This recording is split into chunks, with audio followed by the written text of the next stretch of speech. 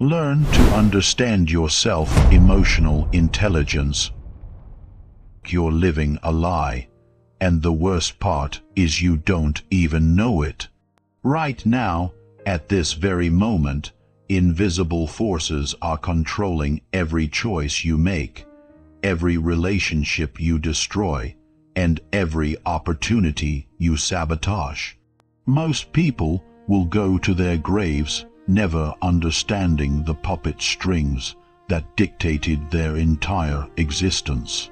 They'll blame circumstances, other people, bad luck, anything except the real culprit, their complete and utter blindness to their own emotional reality.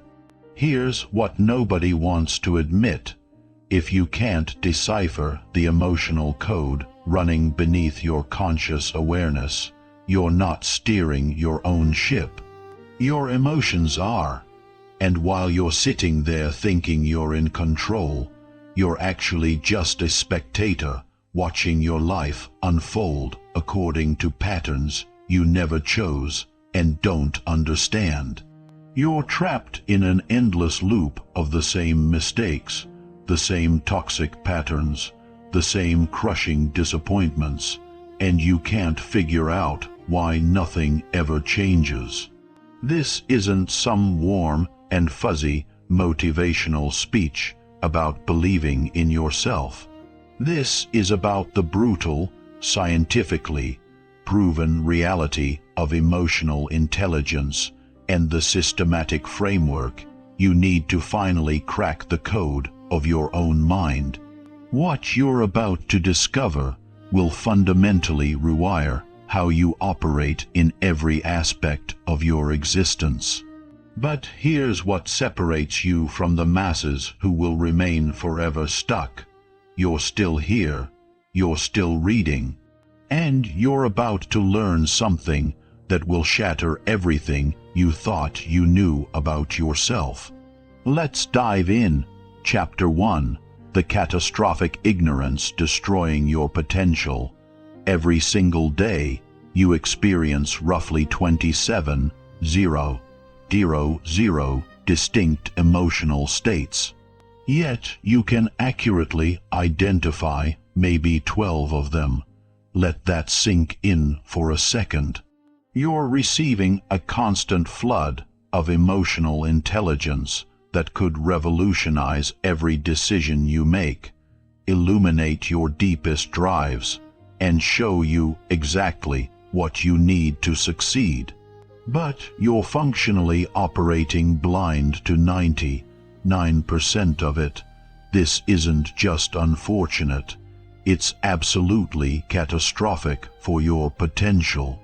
Emotional blindness is the invisible assassin of human greatness.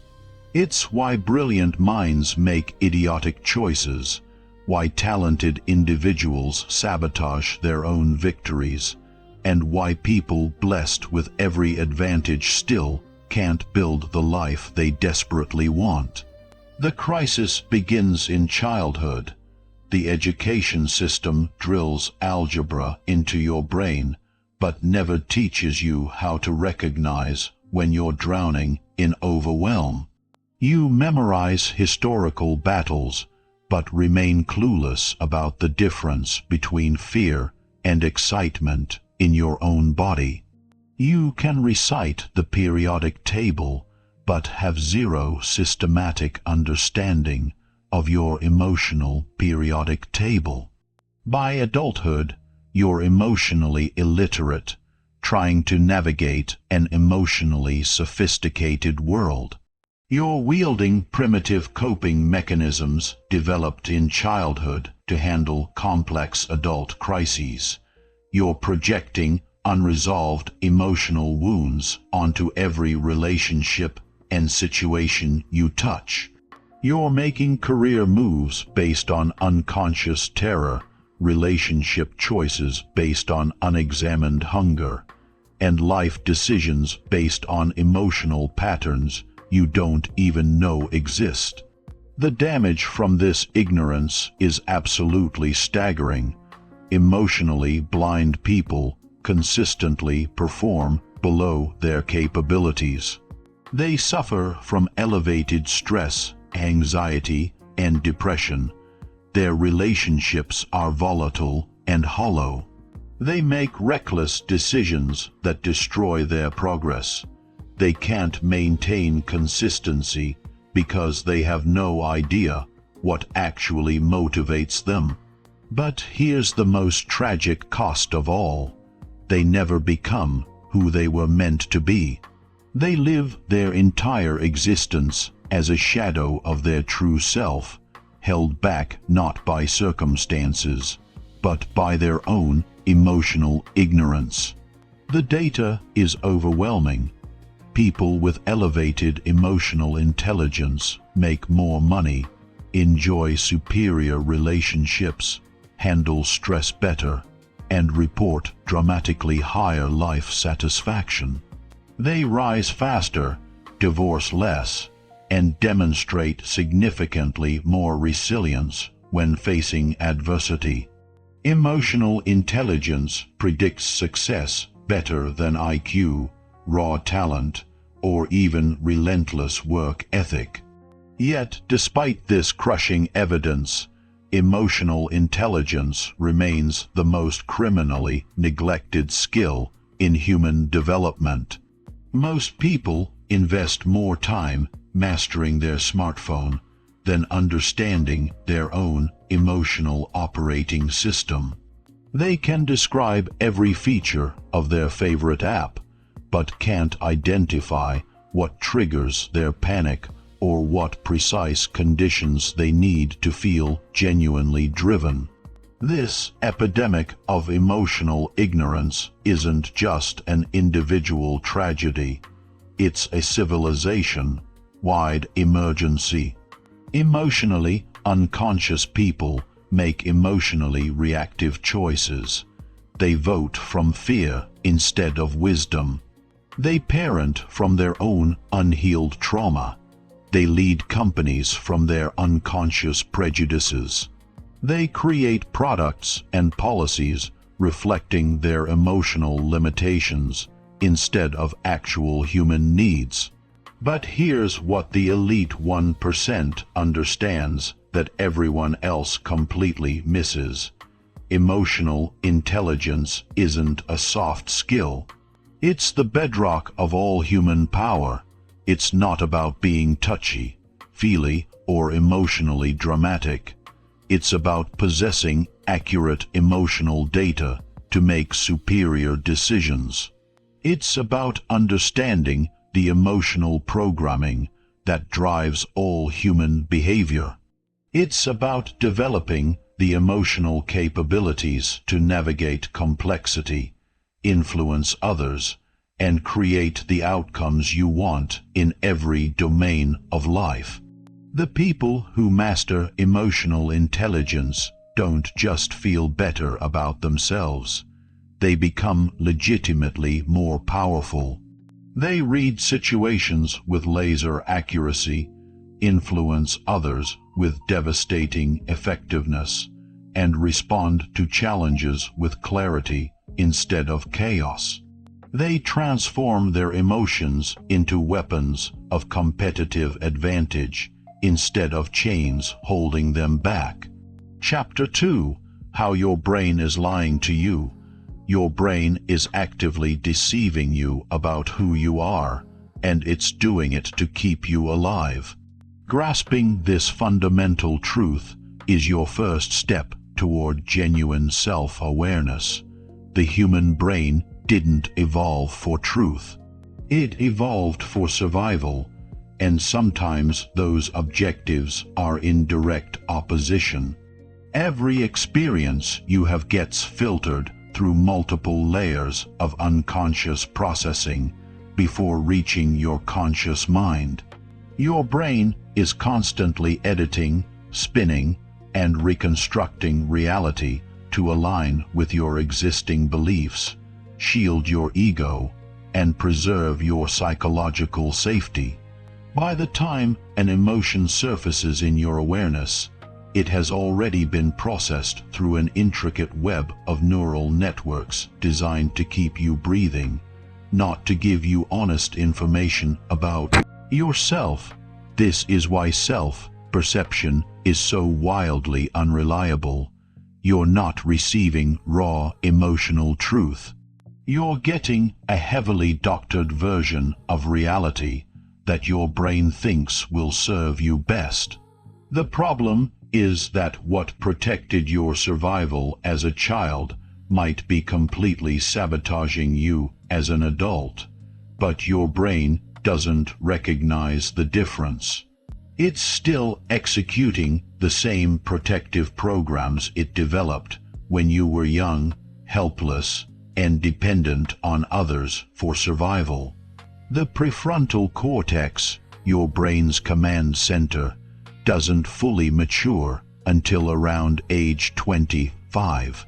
This means many of your core emotional patterns were installed by neural networks designed for a completely different life stage. Your adult brain is still running childhood programming, and it's creating glitches in your emotional system that you mistake for permanent personality traits or unchangeable aspects of who you are. Consider the negativity bias. Your brain is hardwired to fixate on potential dangers and problems. This was valuable when humans inhabited environments where missing a threat meant death. But in today's world, this same bias causes you to obsess disproportionately on what's broken instead of what's working. You might receive 10 compliments and 1 criticism, and guess which one your brain will loop for the next week.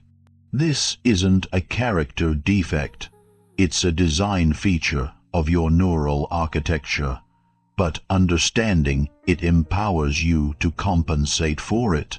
When you know your brain tilts toward negativity, you can deliberately search for positive evidence that your automatic systems are filtering out.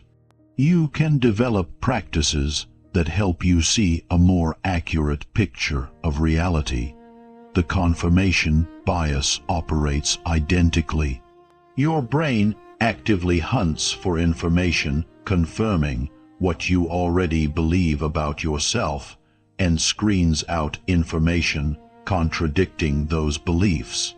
If you believe you're terrible at relationships, your brain will spotlight every relationship struggle and downplay every relationship win. If you believe you can't achieve your ambitions, your brain will focus on every failure and minimize every success. This creates self-fulfilling prophecies that trap you in limiting beliefs about yourself. You think you're observing evidence of your limitations, but you're actually witnessing evidence of your brain's filtering system. The real you, with all your capabilities and potential, is being concealed from your own conscious awareness by the very organ supposed to help you understand yourself. The emotional memory system adds another layer of complexity. Your brain stores emotional patterns as implicit memories that can be activated without your awareness. A tone of voice, a facial expression, or even a specific scent can trigger an emotional state from your past without you making any conscious connection. You might suddenly feel anxious, furious, or devastated and have absolutely no idea why, because the trigger was processed beneath conscious awareness. These implicit emotional memories don't diminish over time like explicit memories do. They remain as vivid and potent as the day they were created.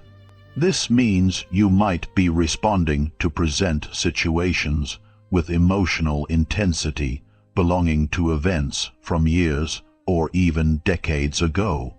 You're not reacting to what's actually happening now.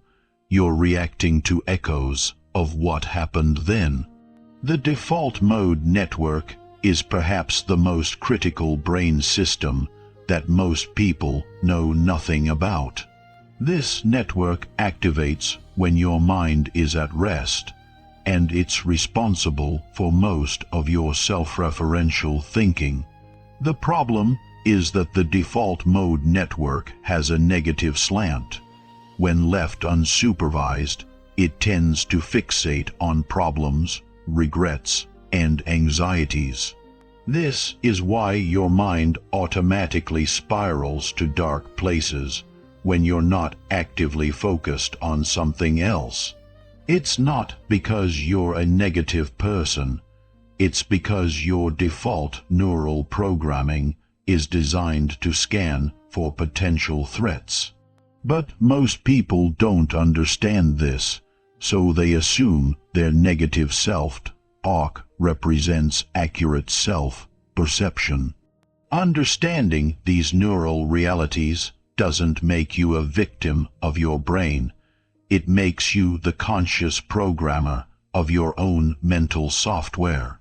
Once you understand how these systems operate, you can develop specific practices to work with them instead of against them.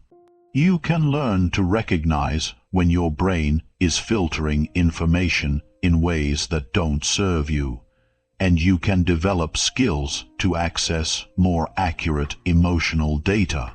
The critical insight is this: your spontaneous thoughts and feelings about yourself are not reliable sources of self-knowledge. They're the output of unconscious processing systems trying to protect you, not inform you. Real self-awareness demands learning to see past these automatic patterns and developing more sophisticated methods of understanding your own emotional landscape. Chapter 3: The 5 Foundations of True Emotional Mastery. Real emotional intelligence isn't about being pleasant or managing your emotions so you don't disturb others. It's about developing 5 core competencies that give you dominance over the emotional dimensions of existence. Most people never develop these competencies because they don't understand what they are or how they work together to create emotional mastery. The first foundation is emotional precision. This is your ability to identify exactly what you're feeling when you're feeling it. It sounds elementary, but it's incredibly sophisticated. Most people operate with an emotional vocabulary of roughly 12 words: happy, sad, angry, scared, excited, tired, stressed, frustrated, annoyed, disappointed, worried, and fine. That's like trying to be a professional artist with only 12 colors. Real emotional precision requires developing a nuanced emotional vocabulary that allows you to distinguish between similar but distinct emotional states. The difference between irritation, frustration, and rage. The difference between nervousness, anxiety, and panic. The difference between contentment, satisfaction, and joy. These aren't just semantic games.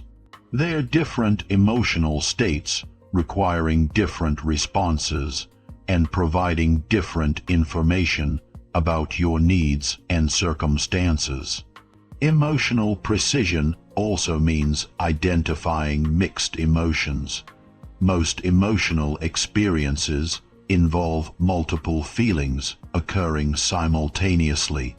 You might feel excited and terrified about a new opportunity, or grateful and heartbroken about a relationship ending. People with low emotional intelligence tend to focus only on the loudest emotion and miss the subtleties that provide crucial information about the situation. The second foundation is emotional sourcing. This is your ability to understand where your emotions are actually originating from. Most people assume their emotions are direct responses to their immediate circumstances, but emotions are far more complex than that. Current emotions are often influenced by past experiences, future worries, physical states, unconscious associations, and even seemingly unrelated factors like hunger, exhaustion, or hormone fluctuations. Emotional sourcing means separating what you're feeling now from what you felt in similar situations previously. It means recognizing when your emotional response is disproportionate to the current situation because it's being amplified by unresolved emotions from prior experiences. It means understanding how your physical state affects your emotional state and how your emotional state affects your interpretation of events. People who master emotional sourcing can maintain emotional stability even in challenging situations because they understand that their immediate emotional response might not be giving them accurate information about current reality. They can ask themselves, is this emotion about what's happening now, or is it about something from my past? Is this emotion about this specific situation, or is it about my general stress level? Is this emotion giving me useful information, or is it based on outdated assumptions? The third foundation is emotional regulation. This isn't about suppressing or controlling your emotions. It's about being able to influence your emotional state when it's appropriate to do so. Emotional regulation means having multiple strategies for working with different types of emotions and knowing when to deploy each strategy. Sometimes the right response to an emotion is to feel it fully and let it complete its cycle. Sometimes the right response is to use cognitive strategies to reframe the situation. Sometimes the right response is to use physical techniques to shift your state.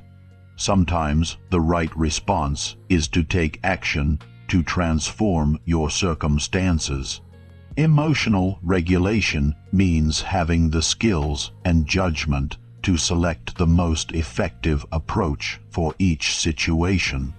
Advanced emotional regulation includes the ability to consciously generate specific emotional states when they would be useful. The ability to access determination when you need to push through obstacles. The ability to access calm when you need to think clearly under pressure. The ability to access empathy when you need to connect with someone struggling. The ability to access confidence when you need to perform at a high level. The fourth foundation is emotional communication. This is your ability to express your emotions in ways that create understanding instead of conflict, connection instead of distance. Most people either suppress their emotions completely or express them in ways that make situations worse. Emotional communication means being able to share your emotional experience in ways that inform others about your needs and perspective without making them defensive or overwhelmed. Emotional communication requires understanding the difference between emotional expression and emotional dumping. Emotional expression is conscious and intentional. You choose when, how, and with whom to share your emotional experience based on what would be most helpful for everyone involved. Emotional dumping is unconscious and reactive. You discharge your emotions onto others without considering the impact or appropriateness. Effective emotional communication also means being able to receive others' emotions without absorbing them as your own or trying to fix them immediately. It means being able to provide emotional support without getting emotionally flooded yourself. It means being able to navigate emotional conversations in ways that deepen understanding and strengthen relationships. The fifth foundation is emotional leverage. This is your ability to use emotional intelligence to create superior outcomes in all areas of life. Emotional leverage means understanding how emotions influence decision-making, motivation, creativity, productivity, and relationship dynamics, and using this understanding strategically. People with high emotional leverage know how to create emotional environments that support their goals. They know how to motivate themselves and others by connecting activities to meaningful emotions. They know how to use emotional information to make better decisions about everything from career choices to daily priorities. They know how to read the emotional dynamics in groups and influence them in positive directions. Emotional leverage also means being able to remain emotionally centered and effective, even when others are emotionally reactive. Instead of getting pulled into other people's emotional chaos, you can maintain your own emotional stability and help create more constructive emotional environments. These 5 foundations work together to create a level of emotional mastery that most people never achieve. But they are learnable skills, not innate talents. Anyone can develop these competencies with the right understanding and consistent practice. The question is whether you're willing to do the work required to develop them. Chapter 4: The Self-Awareness Trap. Here's the cruel paradox of self-awareness. The people who need it most are the least likely to develop it, while the people who already possess some degree of self-awareness are the most motivated to develop more. This creates a self-awareness trap where the gap between emotionally intelligent and emotionally unconscious people continues widening throughout their lives. The reason for this trap lies in how self-awareness actually develops. Self-awareness requires the ability to observe yourself objectively, but objectivity requires some degree of emotional distance from your own experience. If you're completely immersed in your emotional patterns, you can't see them clearly enough to understand them. It's like trying to read a book while holding it pressed against your nose. You're too close to the words to comprehend them. People with low self-awareness are typically trapped in reactive emotional states most of the time. They experience their emotions as reality rather than as information about reality. When they feel anxious, they believe the world is dangerous. When they feel angry, they believe they've been wronged. When they feel sad, they believe their situation is hopeless. They are so submerged in their emotional experience that they can't step back far enough to examine it objectively. This creates a vicious cycle. The less self-aware you are, the more emotionally reactive you become. The more emotionally reactive you become, the harder it is to develop self-awareness. You become imprisoned in a pattern of emotional reactivity that reinforces itself and becomes increasingly difficult to escape. But there's another layer to this trap. Self-awareness often reveals uncomfortable truths about ourselves that our ego would prefer to keep buried. Most people have elaborate psychological defense mechanisms designed to protect them from seeing aspects of themselves that might challenge their self-image or force them to change. These defense mechanisms include denial, rationalization, projection, and many others. They operate automatically and unconsciously to filter out information that might threaten our sense of self. The problem is that these same mechanisms also filter out the information we need to develop greater self-awareness. For example, if you have an unconscious belief that you're incapable of success, your defense mechanisms will work to protect this belief by filtering out evidence of your capabilities and highlighting evidence of your limitations. You might accomplish something significant, but your brain will find ways to minimize it or attribute it to luck. You might receive positive feedback, but you'll fixate on the one piece of criticism. You might have opportunities for growth, but you'll find reasons why they won't work for you. This isn't conscious self-sabotage, it's unconscious self-protection. Your brain is trying to maintain psychological coherence by ensuring that your experience matches your existing beliefs about yourself. The problem is that these beliefs were often formed when you were young and had limited information about yourself and the world. They may have been protective at one point, but they become limiting as you develop new capabilities and encounter new opportunities. Breaking through this trap requires understanding that self-awareness is fundamentally a skill of loving detachment. You have to develop the ability to observe yourself with compassion, but without identification.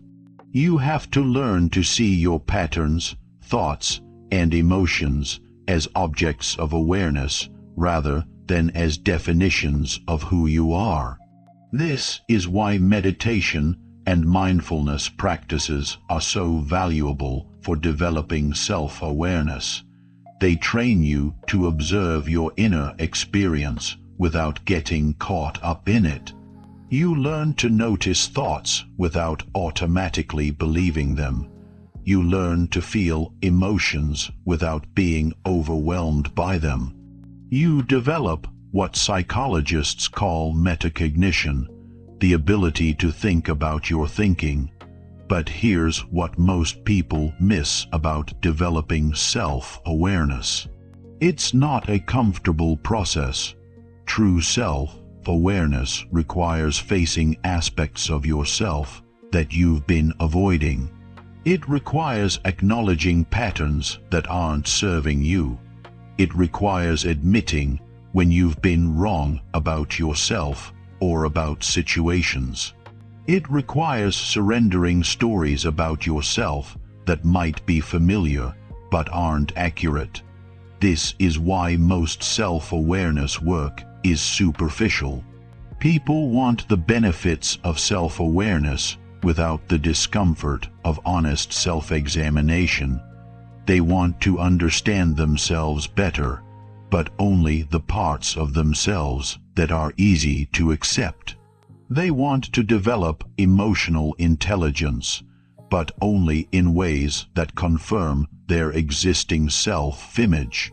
Real self-awareness work requires what Carl Jung called shadow work, the willingness to examine and integrate the parts of yourself that you've disowned or denied. It requires looking at your patterns of self-deception, your unconscious motivations, your unhealed wounds, and your defensive strategies. It requires acknowledging both your capabilities that you've been underestimating and your limitations that you've been denying. The people who successfully develop high levels of self-awareness are those who become curious about their own unconscious patterns rather than defensive about them. They treat their psychological blind spots as fascinating mysteries to solve rather than as threats to their self-image. They develop the courage to see themselves clearly even when what they see doesn't match their preferred self-concept. This shift from defensive to curious is the key to breaking through the self-awareness trap. Instead of asking, "How can I prove that I'm right about myself?" you start asking, "What don't I know about myself that might be useful to discover?" Instead of protecting your self-image, you start investigating your actual patterns of thinking, feeling, and behaving. The reward for this courage is profound. People with genuine self-awareness have access to much more of their potential because they're not spending energy maintaining false beliefs about themselves. They make better decisions because they have more accurate information about their own motivations, capabilities, and limitations. They have more satisfying relationships because they understand their own patterns and can take responsibility for their impact on others. But perhaps most importantly, they develop an unshakable confidence that comes from knowing themselves accurately rather than from maintaining illusions about themselves. This is the kind of confidence that doesn't depend on external validation because it's based on honest self-knowledge rather than on wishful thinking. Chapter 5: Mapping Your Emotional Universe. Most people navigate their emotional landscape like they're wandering through a foreign city without a map. They have no systematic way to understand their emotional patterns, no reliable method for predicting their emotional responses, and no clear framework for making sense of their emotional experience. This is why they keep getting lost in the same emotional territories over and over again. The solution is to develop what I call an emotional mapping system, a comprehensive framework for understanding your unique emotional patterns, triggers, needs, and responses. Just like a geographical map shows you the terrain, landmarks, and pathways of a physical location, an emotional map shows you the terrain, landmarks, and pathways of your inner emotional world. Creating your emotional map starts with identifying your core emotional patterns. These are the recurring emotional themes that show up in different areas of your life. Most people have 3 to 5 core emotional patterns that account for the majority of their emotional experience. These patterns were typically established early in life and continue to operate largely below conscious awareness. For example, one of your core patterns might be emotional overwhelm in the face of multiple demands. This pattern might show up when you have too many work projects, too many social commitments, or too many personal responsibilities. The specific triggers might be different, but the underlying emotional response is the same. You feel overwhelmed, scattered, and unable to prioritize effectively. Another core pattern might be emotional withdrawal when criticized or judged. This pattern might show up in romantic relationships, work situations, or social contexts. Whenever you perceive criticism or judgment, you might automatically shut down emotionally, become defensive, or withdraw from the interaction. Again, the specific contexts might vary, but the emotional response pattern is consistent. Identifying these patterns requires careful observation of your emotional experience over time. You need to start paying attention not just to what you're feeling, but when you're feeling it, what triggers it, how it develops, and how it resolves. This is detective work, and it requires patience and objectivity. The most effective way to do this is through systematic emotional tracking for at least 2 weeks. Document your significant emotional experiences each day. Note what you were feeling, what was happening when you felt it, what thoughts you were having, what physical sensations you noticed, and how you responded. Look for patterns across different situations and contexts. Most people discover that their emotional life is much more predictable than they realized. They tend to have similar emotional responses to similar types of situations. They tend to get triggered by the same kinds of interactions. They tend to have the same emotional needs in different contexts.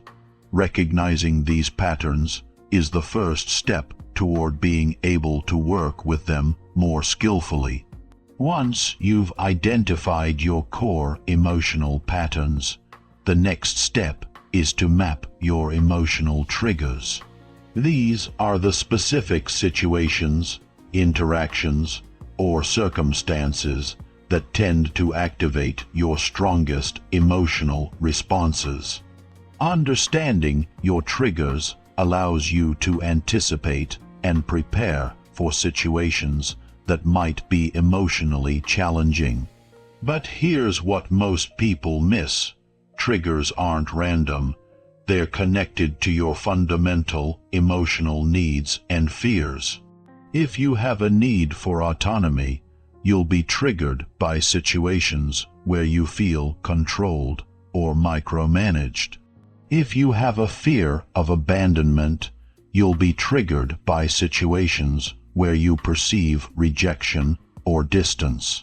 If you have a need for recognition, you'll be triggered by situations where you feel ignored or undervalued. Mapping your triggers means understanding not just what triggers you, but why it triggers you. What need is being threatened?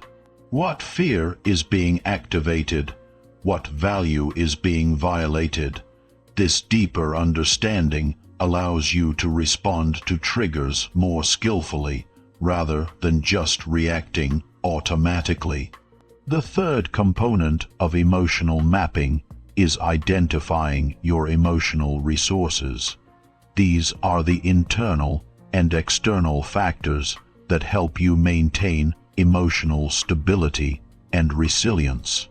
Internal resources might include specific thought patterns, breathing techniques, or visualization practices that help you stay centered.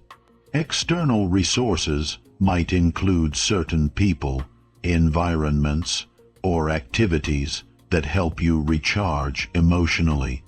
Understanding your emotional resources is crucial because it allows you to consciously cultivate the conditions that support your emotional well-being. Instead of leaving your emotional state to chance, you can actively create environments and practices that help you maintain optimal emotional functioning. For example, you might discover that you function best emotionally when you have adequate alone time to process your experiences. Or you might find that you need regular physical activity to maintain emotional stability. Or you might realize that certain types of music or natural environments have a powerful positive effect on your emotional state. Knowing these patterns allows you to build them into your daily routine rather than hoping they'll happen accidentally. The fourth component is mapping your emotional communication patterns. How do you typically express emotions?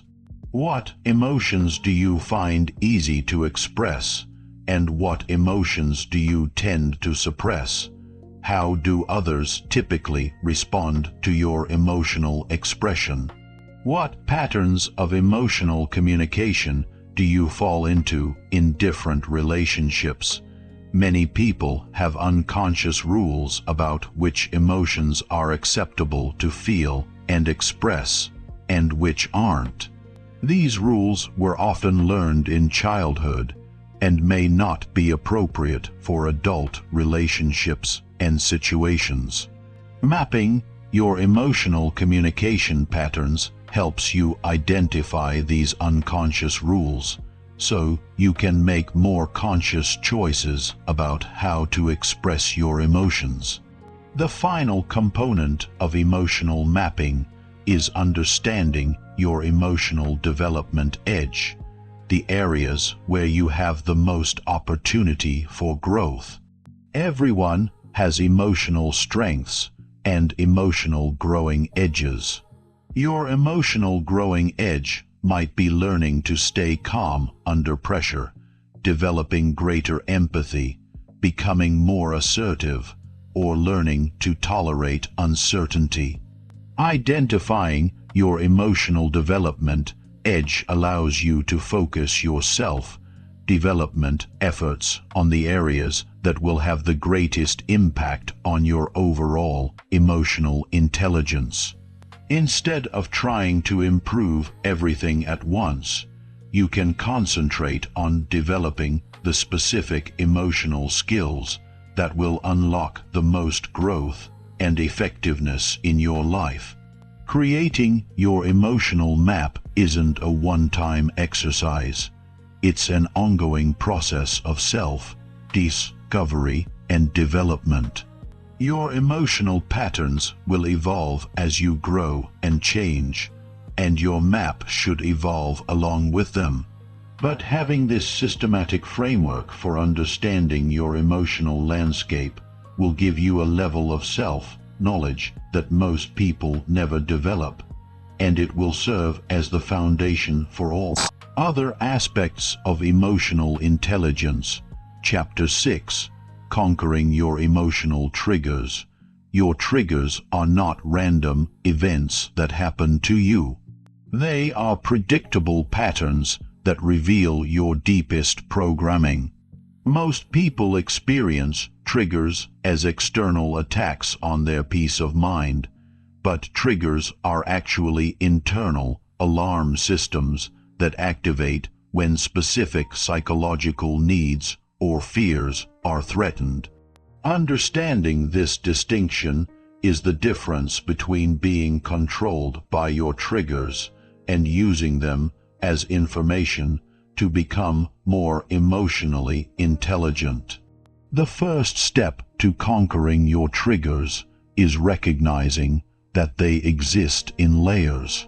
Surface triggers are the obvious ones: the tone of voice that makes you defensive, the type of criticism that shuts you down, the specific behaviors that make you angry. But underneath every surface trigger is a deeper trigger related to your core emotional needs and fears. And underneath that is an even deeper trigger related to your fundamental beliefs about yourself, other people, and how the world works. Most people only work with surface triggers.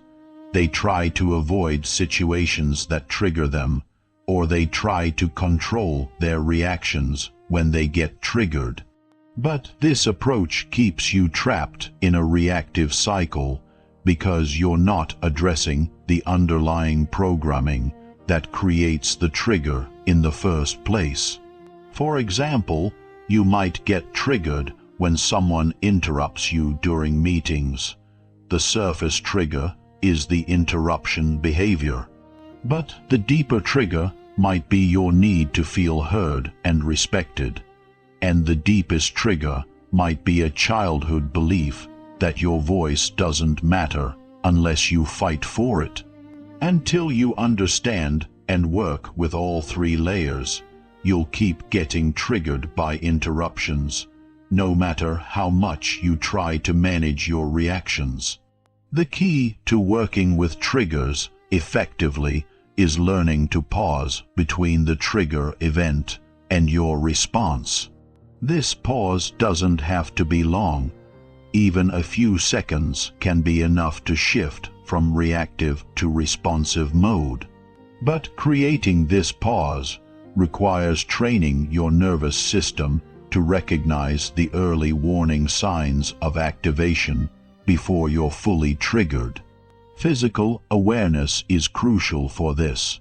Triggers always have physical signatures that appear before the emotional reaction.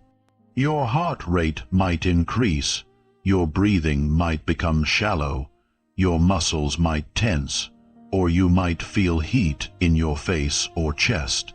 Learning to recognize these early physical signs gives you a window of opportunity to intervene before you become fully reactive.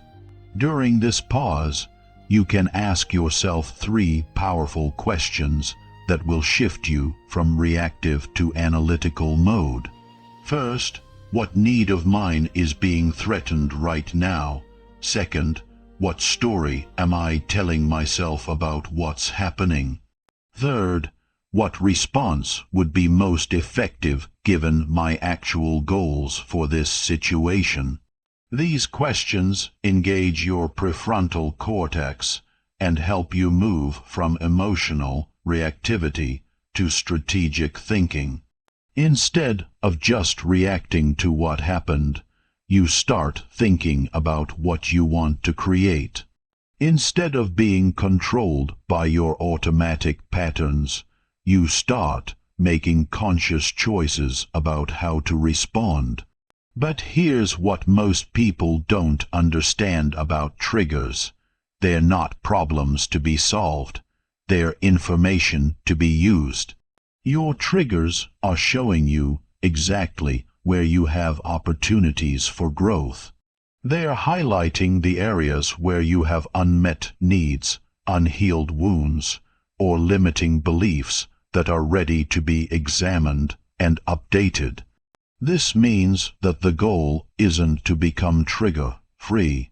It's to become trigger-aware.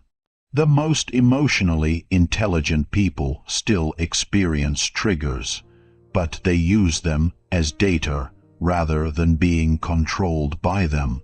They see triggers as invitations to understand themselves more deeply, rather than as evidence that something is wrong with them.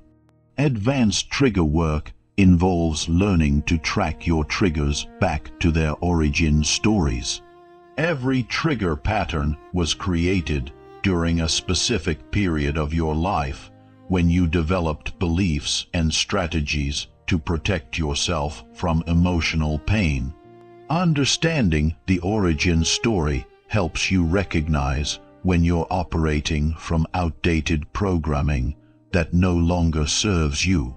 For instance, if you get triggered by any form of criticism, you might trace this back to a childhood where criticism was associated with withdrawal of love or threats to your safety.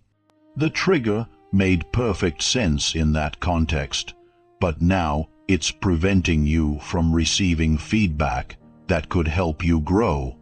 Understanding the origin story allows you to update your programming with more current and accurate information about your safety and capabilities. The ultimate mastery of triggers involves learning to transform them into sources of power. Instead of being weakened by trigger situations, you learn to use them as opportunities to demonstrate your emotional strength and wisdom. You learn to stay centered and effective even when others are trying to trigger you intentionally or unintentionally. This transformation requires developing what I call trigger immunity.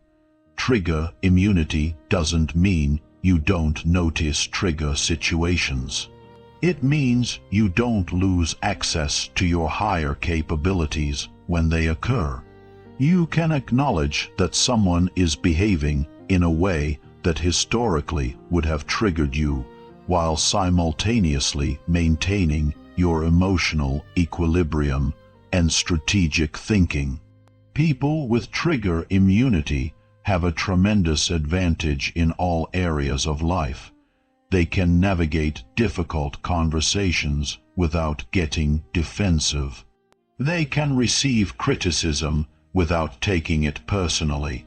They can deal with unreasonable people without becoming unreasonable themselves.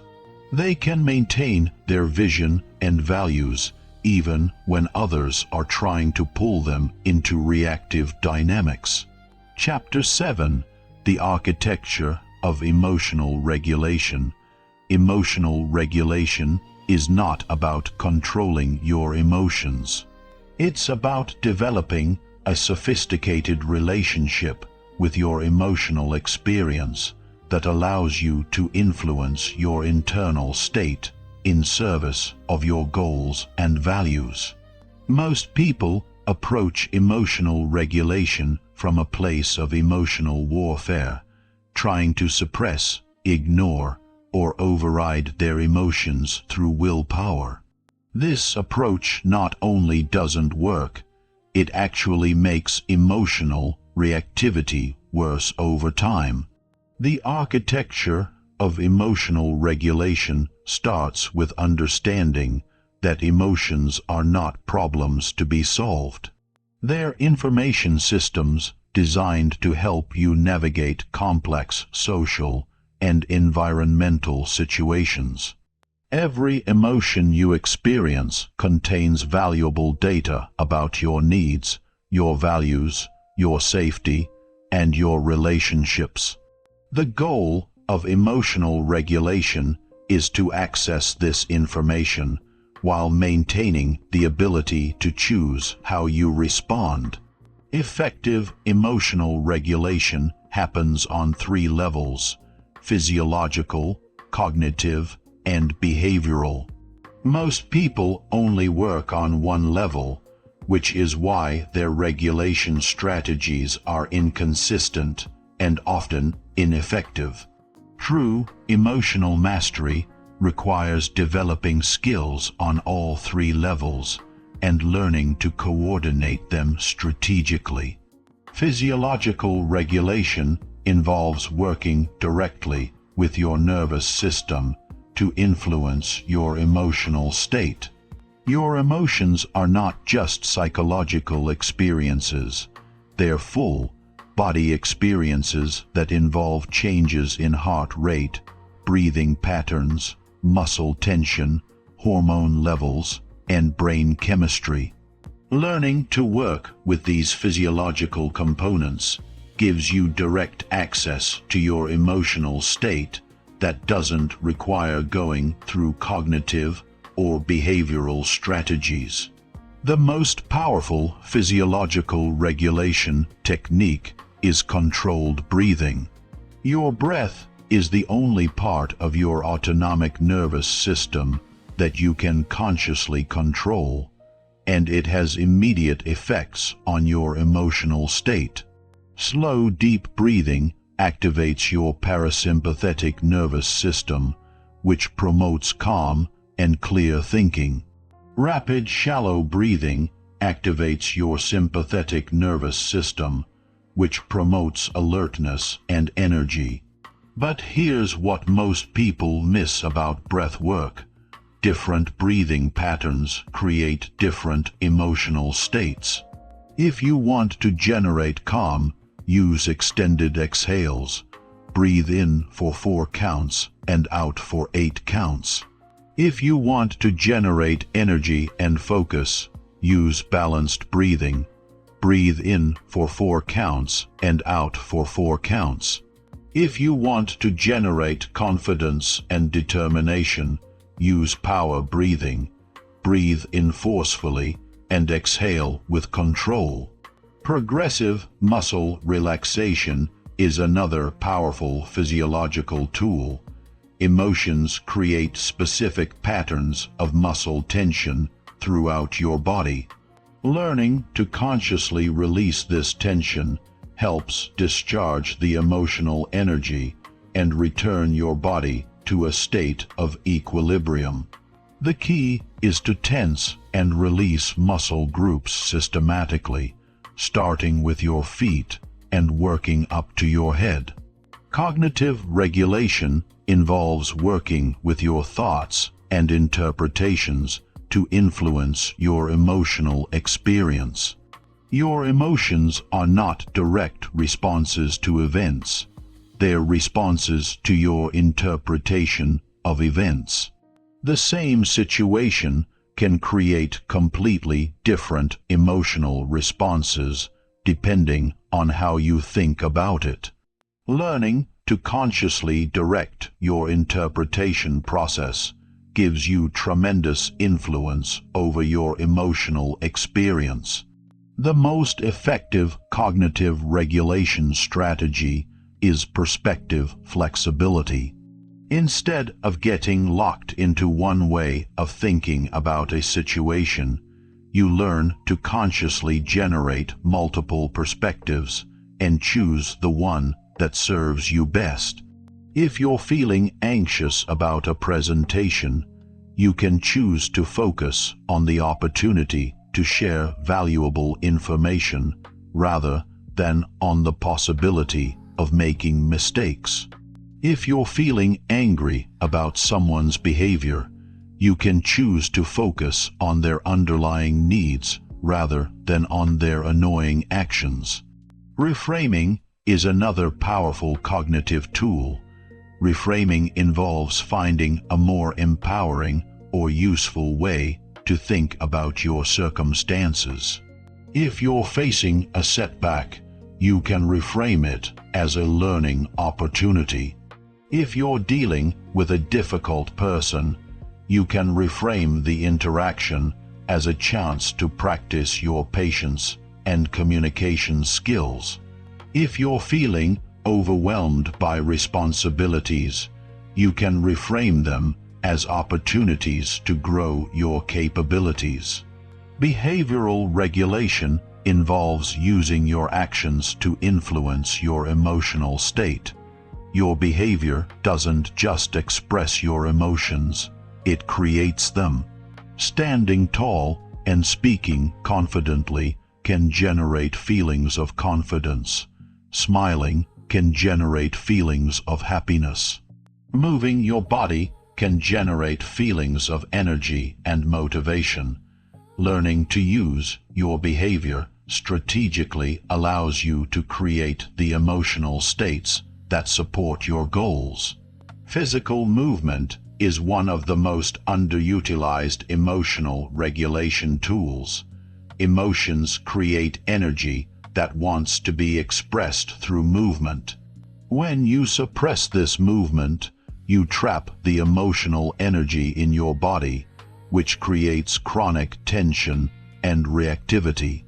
Learning to discharge emotional energy through appropriate movement helps you process emotions more quickly and completely.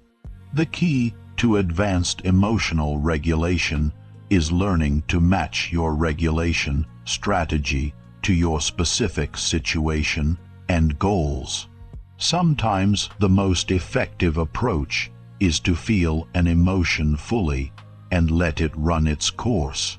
Sometimes the most effective approach is to shift your state immediately using physiological or behavioral techniques. Sometimes the most effective approach is to work with your thoughts and interpretations. Emotional regulation mastery also involves developing what I call state flexibility, the ability to access different emotional states based on what would be most useful for your current situation. If you're about to have a difficult conversation, you might want to access a state of calm confidence.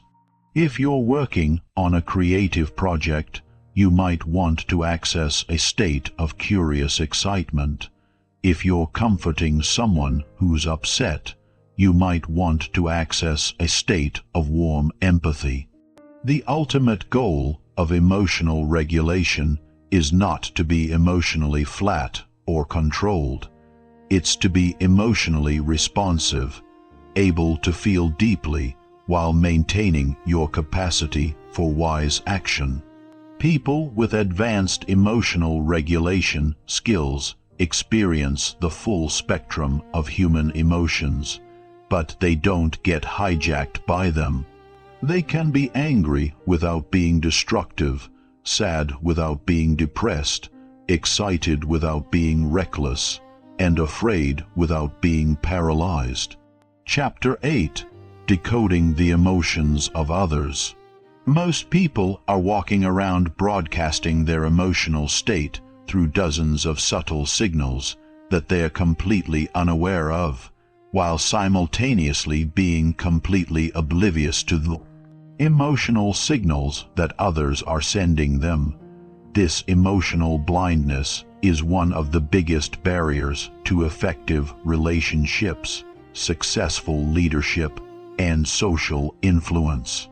Learning to decode the emotions of others gives you a massive advantage in every social situation.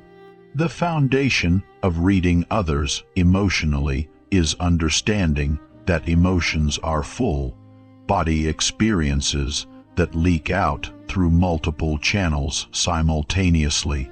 While people can consciously control their words and even some of their facial expressions, they have much less control over their body language, vocal patterns, energy levels, and micro-expressions. Learning to read these unconscious signals gives you access to people's actual emotional experience rather than the version they are trying to present. The first level of emotional reading is physiological observation. Every emotion creates specific changes in breathing patterns, posture, muscle tension, skin color, and movement patterns. Anxiety typically shows up as shallow breathing, tense shoulders, and restless movement. Anger shows up as deeper breathing, forward, leaning posture, and controlled but intense movement. Sadness shows up as slower breathing, slumped posture, and decreased movement overall. But here's what most people miss. These physiological signals appear before the conscious emotional expression. Someone might say they're fine while their body is already showing signs of stress or frustration. Learning to read these early signals allows you to respond to people's actual emotional state rather than their stated emotional state.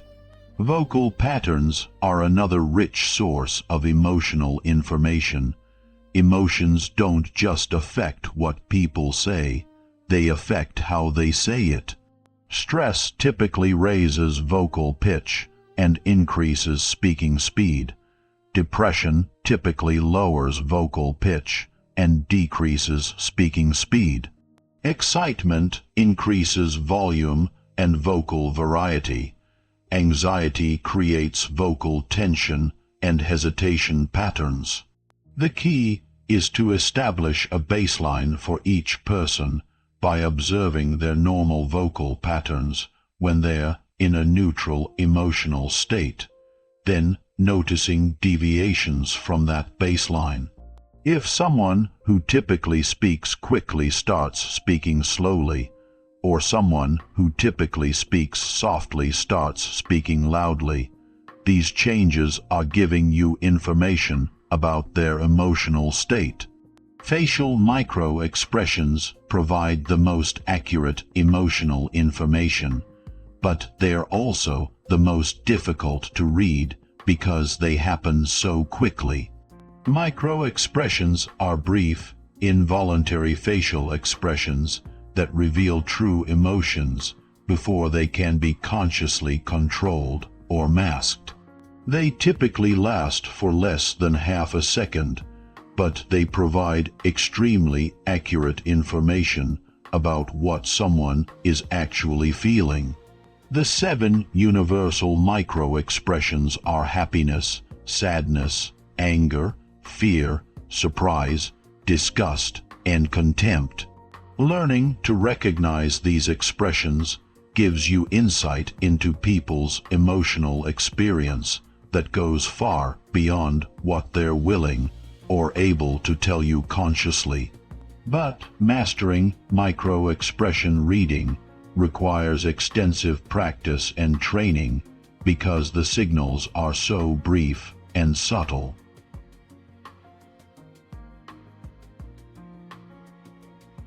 Learning to read energy patterns requires developing what I call energetic sensitivity, the ability to notice how you feel when you're around different people in different emotional states. Your own emotional system is actually picking up information about other people's emotional states, but most people dismiss these impressions as imagination or projection. The second level of emotional reading involves understanding emotional context. People's emotions are not just individual experiences. They are responses to their social and environmental context.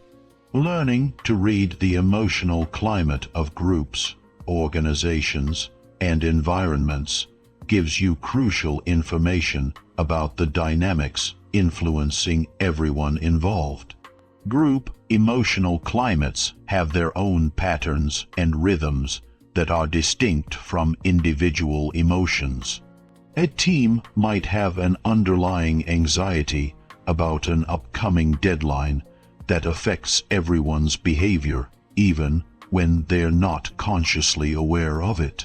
A family might have an unspoken sadness about a loss that influences all their interactions. A company might have a pervasive fear about financial stability that creates tension in every meeting.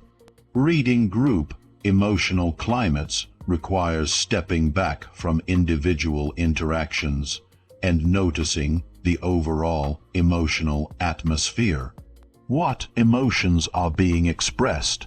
What emotions are being avoided? What emotions seem to be influencing decisions and behavior, even when they're not being discussed directly? The third level of emotional reading involves understanding emotional patterns over time. Most people focus only on immediate emotional states, but the most valuable information comes from tracking emotional patterns across multiple interactions and contexts. Someone might consistently become defensive when certain topics are raised, or consistently become energized when discussing specific projects, or consistently become withdrawn in particular social situations. These emotional patterns reveal people's core motivations, fears, values, and needs much more accurately than any single emotional expression. Understanding someone's emotional patterns allows you to predict how they're likely to respond in different situations and adjust your approach accordingly. Advanced emotional reading also involves understanding emotional contagion, the tendency for emotions to spread from person to person through unconscious mimicry and mirror neuron activation. When you're in the presence of someone who's highly emotional, your own emotional state will be influenced by theirs unless you're consciously protecting your emotional boundaries. This creates both opportunities and challenges. On the positive side, you can consciously project emotional states that will influence others in positive directions. By maintaining your own emotional stability and projecting calm confidence, you can help stabilize emotional chaos in groups and relationships. On the negative side, if you don't protect your emotional boundaries, you can be pulled into other people's emotional reactivity and lose your own emotional equilibrium. The ultimate mastery of emotional reading involves developing what I call emotional translation skills, the ability to understand what people's emotions are telling you about their needs, fears, motivations, and decision-making processes. Anger often indicates that someone's boundaries or values have been violated. Anxiety often indicates that someone feels uncertain about their ability to handle upcoming challenges. Sadness often indicates that someone has experienced or anticipates loss.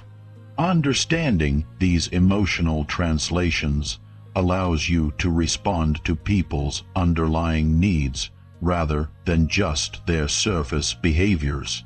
Instead of getting defensive when someone is angry, you can address the boundary violation driving their anger. Instead of dismissing someone's anxiety, you can provide the reassurance or information they need to feel more capable. Instead of avoiding someone's sadness, you can acknowledge their loss and offer appropriate support. Chapter 9: Wielding Influence Through Emotional Mastery. Most people think influence is about logical arguments, persuasive techniques, or personal charisma. But the real foundation of influence is emotional intelligence. People make decisions based on emotions and then use logic to justify those decisions. Understanding this fundamental truth about human psychology gives you a massive advantage in every situation where you need to influence others' thoughts, feelings, or behaviors. The first principle of emotional influence is that you must manage your own emotional state before you can effectively influence others. If you're anxious, frustrated, or emotionally reactive, you'll unconsciously transmit that energy to others, and they'll become defensive or resistant. But if you're emotionally centered, confident, and genuinely interested in creating value for others, they'll feel that energy and be more open to your influence. This is why the most influential people focus more on their internal state than on their external techniques. They understand that influence flows from who you're being, not just what you're saying or doing. Before entering any influence situation, they take time to center themselves emotionally and connect with their genuine intention to serve the other person's best interests. The second principle is that effective influence requires emotional calibration, the ability to read and respond to others' emotional states in real time. Different people respond to different emotional approaches. Some people are motivated by excitement and possibility. Others are motivated by security and stability. Some people respond to logical analysis. Others respond to emotional stories and personal connection. Learning to calibrate your emotional approach to match each person's emotional preferences dramatically increases your influence effectiveness. This doesn't mean being manipulative or fake. It means being emotionally intelligent enough to communicate in ways that resonate with how the other person naturally processes information and makes decisions.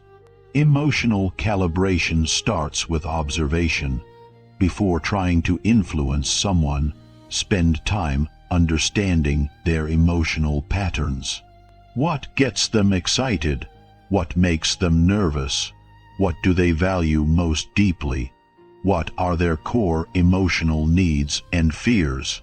This information tells you much more about how to influence them effectively than any demographic or personality data.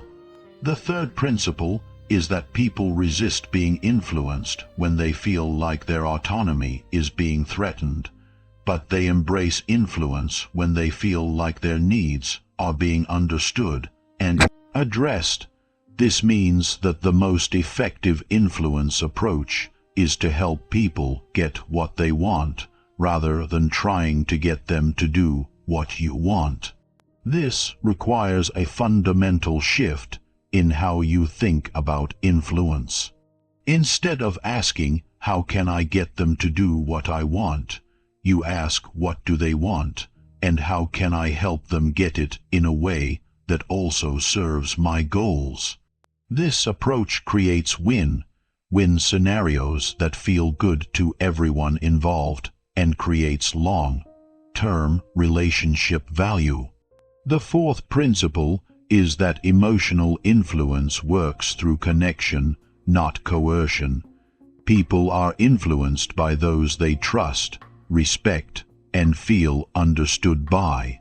Building this kind of emotional connection requires genuine interest in the other person's experience, empathy for their situation, and authenticity in your interactions with them.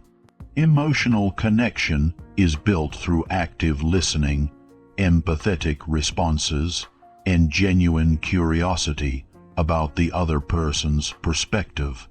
When people feel truly heard and understood, they naturally become more open to your ideas and suggestions. But this must be genuine. People can sense when you're just pretending to care about their experience while actually focused on your own agenda. The fifth principle involves understanding and working with emotional decision-making patterns. Most people think they make decisions rationally, but research shows that all human decisions are fundamentally emotional. Even apparently logical decisions are based on emotional preferences that are then supported by logical reasoning. Understanding this allows you to influence by connecting your proposals to people's emotional motivations rather than just their logical interests. If someone values security, you frame your proposal in terms of how it will increase their stability and reduce their risks. If someone values achievement, you frame it in terms of how it will help them accomplish important goals.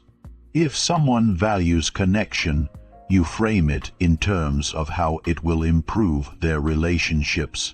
Advanced emotional influence involves understanding and working with unconscious emotional patterns.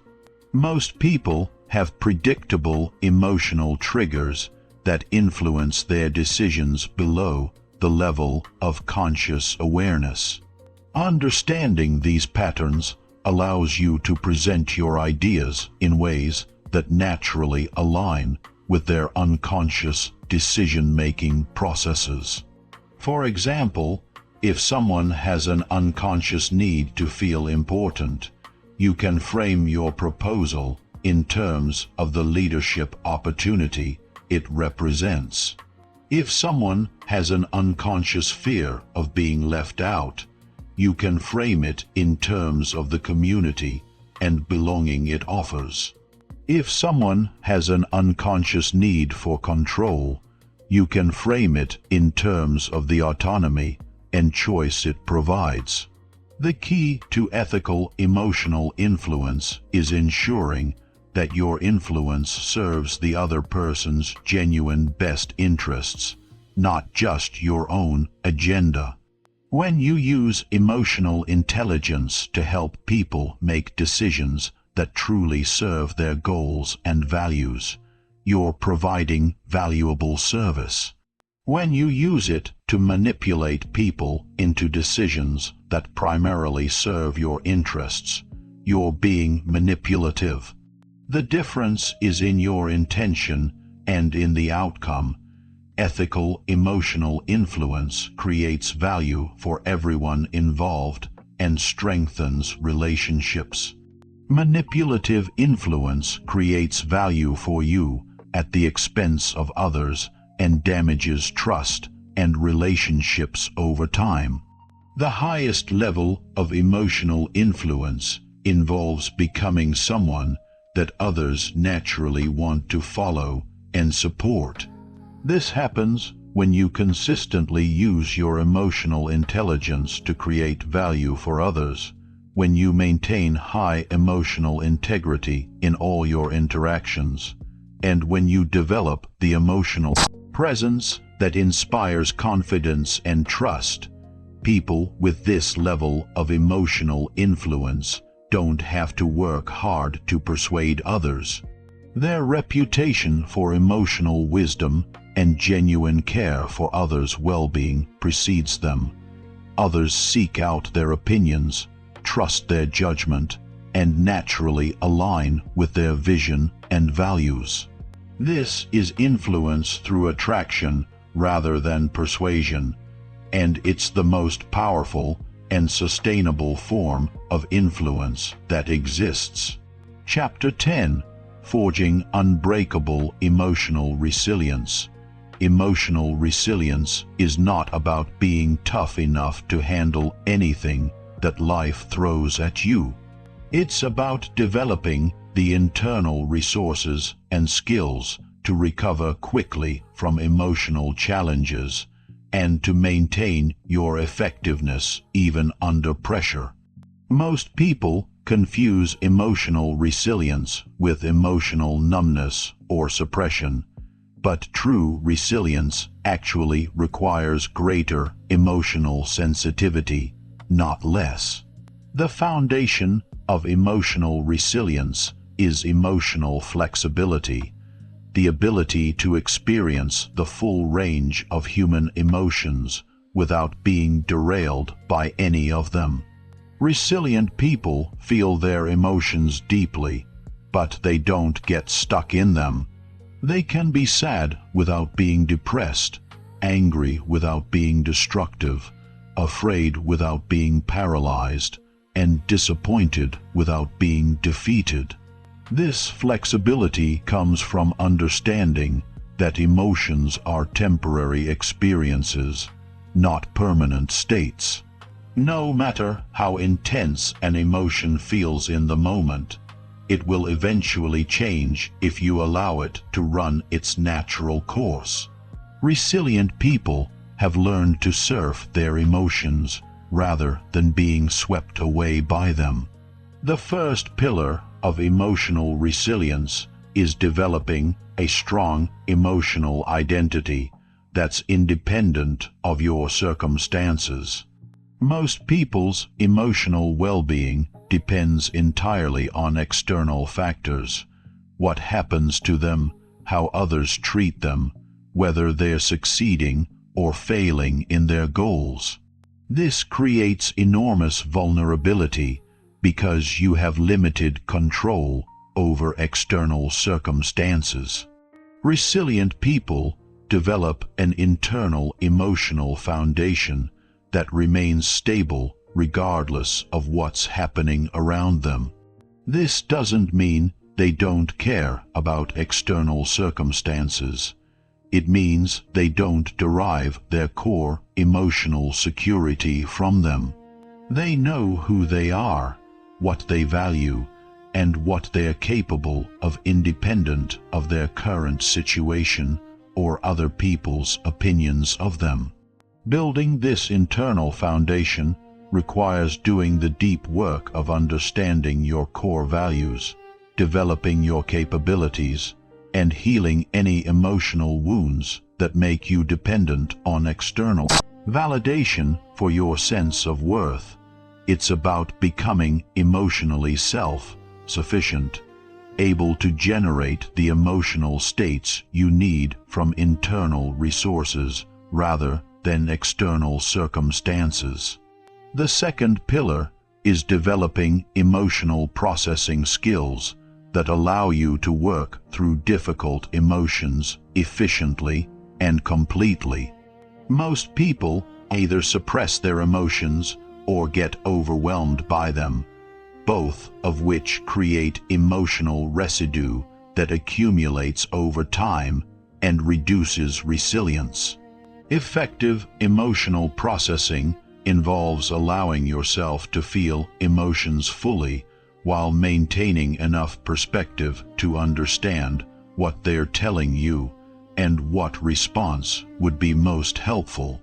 It's about having a conscious relationship with your emotional experience rather than being unconsciously controlled by it. The key to healthy emotional processing is learning to distinguish between primary and secondary emotions.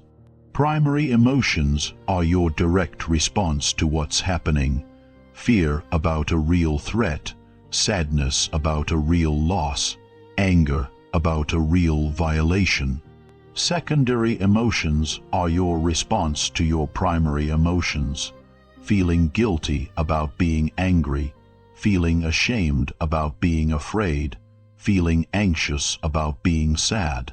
Most emotional suffering comes from secondary emotions rather than primary emotions.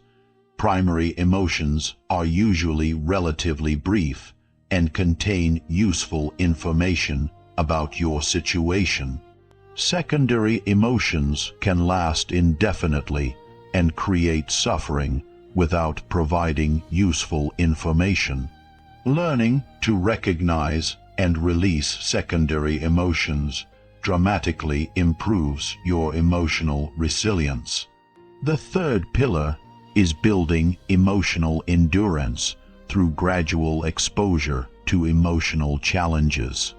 Like physical fitness, emotional resilience improves when you progressively challenge yourself with manageable levels of emotional stress. This doesn't mean seeking out trauma or unnecessary suffering. It means gradually expanding your capacity to handle emotional intensity. This can be as simple as having difficult conversations that you've been avoiding, taking calculated risks that stretch your comfort zone, or deliberately practicing emotional regulation skills in challenging situations. Each time you successfully navigate an emotional challenge, you build confidence in your ability to handle future challenges. The fourth pillar is developing a strong support system that provides both emotional connection and practical assistance during difficult times. Resilience is not a solo project. It's built through relationships with people who understand you, believe in you, and are willing to support you when you're struggling. But building a support system requires being willing to be vulnerable with others about your emotional experience. Many people are reluctant to reach out for support because they are afraid of being seen as weak or burdensome. But research shows that people who can ask for and receive emotional support recover from setbacks much faster than those who try to handle everything alone. The fifth pillar is maintaining physical practices that support emotional resilience. Your emotional state is intimately connected to your physical state. Regular exercise, adequate sleep, proper nutrition, and stress management practices all contribute to your ability to handle emotional challenges effectively. Physical practices also provide concrete ways to discharge emotional energy and regulate your nervous system. When you're emotionally activated, physical movement helps process the energy rather than letting it build up as chronic tension. When you're emotionally depleted, rest and restoration help rebuild your emotional resources. The sixth pillar is developing meaning, making frameworks that help you find purpose and growth in difficult experiences. Resilient people don't just survive challenges, they use them as catalysts for growth and development. They have frameworks for understanding adversity as information, obstacles as opportunities, and setbacks as setups for comebacks. This doesn't mean being naive about genuine difficulties or pretending that bad things are actually good. It means developing the cognitive and emotional skills to extract value from difficult experiences and use them to become stronger, wiser, and more capable. The ultimate goal of emotional resilience is not to become invulnerable to emotional pain, but to develop such confidence in your ability to handle whatever life brings that you stop limiting yourself out of fear of emotional discomfort. When you know you can handle anything emotionally, you become free to take the risks, pursue the relationships, and chase the dreams that will create the life you really want. Resilient people don't experience less emotional pain than others. They experience it more skillfully. They feel their emotions fully, process them effectively, learn from them quickly, and return to emotional equilibrium faster. This allows them to engage more fully with life because they are not constantly protecting themselves from potential emotional pain. Building emotional resilience is a lifelong practice, not a destination. There's always more capacity to develop, always new emotional challenges that will stretch your capabilities, and always opportunities to deepen your emotional wisdom. But every step you take in building your emotional resilience makes you more capable of creating the life you want and helping others do the same. Chapter 11: Emotional Mastery in Relationships. Most people think good relationships happen when you find the right person, but the truth is that good relationships happen when you become the right person. Your level of emotional intelligence determines the quality of every relationship in your life, and most people are unconsciously sabotaging their relationships because they lack the emotional skills to navigate human connection successfully. The foundation of relationship emotional intelligence is understanding that every interaction is an emotional exchange.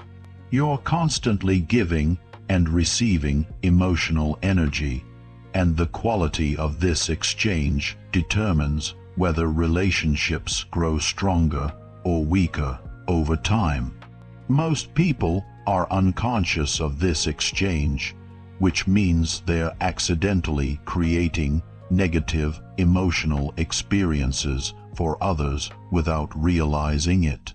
The first principle of relationship emotional intelligence is emotional responsibility. This means taking full ownership of the emotional impact you have on others, regardless of your intentions. Most people focus on what they meant to communicate rather than what they actually communicated. But in relationships, impact matters more than intention. Emotional responsibility requires developing the awareness to notice how your emotional state affects others. If you're stressed, anxious, or frustrated, that energy transmits to the people around you and influences their emotional experience. If you're calm, confident, and genuinely interested in others, that energy also transmits and creates positive emotional experiences. This doesn't mean you have to be artificially positive or suppress your authentic emotions. It means being conscious of your emotional state and taking responsibility for managing it in ways that serve your relationships rather than damage them. If you're going through a difficult time, you can be honest about that without dumping your emotional chaos onto others. The second principle is emotional attunement, the ability to accurately sense and respond to others' emotional states. Most people are so focused on their own emotional experience that they miss the subtle emotional signals that others are constantly sending. This creates disconnection and misunderstanding even in close relationships. Emotional attunement requires developing the sensitivity to notice changes in others' energy, mood, and emotional needs. It means paying attention to what's not being said as much as what is being said. It means recognizing when someone needs emotional support, space, encouragement, or simply to be heard without being fixed or advised. But here's what most people miss about emotional attunement. It's not about becoming emotionally responsible for others' feelings. It's about being responsive to their emotional experience. The difference is crucial. Emotional responsibility for others creates codependency and resentment. Emotional responsiveness creates connection and intimacy. The third principle is emotional boundaries. Many people confuse emotional intelligence with having no emotional boundaries, but the opposite is true. Healthy emotional boundaries are essential for maintaining your emotional well-being while still being emotionally available to others. Emotional boundaries mean knowing where your emotions end and others' emotions begin. It means being able to empathize with someone's pain without taking on their pain as your own. It means being supportive without becoming emotionally enmeshed. It means caring without caretaking. People who lack emotional boundaries often become emotional sponges, absorbing everyone else's emotional states and losing touch with their own emotional needs. They think they're being loving and supportive, but they're actually creating unhealthy relationship dynamics where others become dependent on them for emotional regulation. The fourth principle is emotional communication mastery. This goes far beyond just expressing your emotions clearly. It involves understanding how to share your emotional experience in ways that create intimacy rather than distance, understanding rather than defensiveness, and resolution rather than conflict. Emotional communication mastery requires understanding the difference between emotional expression and emotional dumping. Emotional expression is conscious, intentional, and considerate of the other person's capacity to receive what you're sharing. Emotional dumping is unconscious, reactive, and overwhelming for the other person. Effective emotional communication also involves learning to receive others' emotions without immediately trying to fix, change, or minimize them. Most people are uncomfortable with others' difficult emotions and rush to offer solutions or reassurances that actually shut down emotional connection. Learning to be present with others' emotions without needing to change them is one of the most powerful relationship skills you can develop. The fifth principle is conflict transformation. Every relationship will have conflict, but emotionally intelligent people use conflict as an opportunity to deepen understanding and strengthen connection, rather than as a battle to be won or avoided. Conflict transformation requires understanding that most relationship conflicts are not about the surface issue being argued about. They're about underlying emotional needs that aren't being met. Someone who gets angry about dishes not being done isn't really angry about dishes. They are feeling unappreciated or unsupported. Someone who gets defensive about being late isn't really defending their time management. They are feeling criticized or controlled. Learning to identify and address the underlying emotional dynamics transforms conflict from destructive to constructive. Instead of arguing about the symptoms, you address the actual needs and fears driving the conflict. This creates solutions that actually resolve the underlying tension rather than just temporarily suppressing it. Advanced relationship emotional intelligence involves understanding and working with attachment styles. Everyone has unconscious patterns of how they form and maintain emotional bonds with others, and these patterns were largely established in childhood based on early caregiving experiences. People with secure attachment styles find it relatively easy to form close relationships and maintain emotional intimacy. People with anxious attachment styles tend to worry about abandonment and may become clingy or demanding in relationships. People with avoidant attachment styles tend to be uncomfortable with emotional closeness and may withdraw when relationships become too intimate. Understanding your own attachment style and recognizing others' attachment styles allows you to navigate relationships with much greater skill and compassion.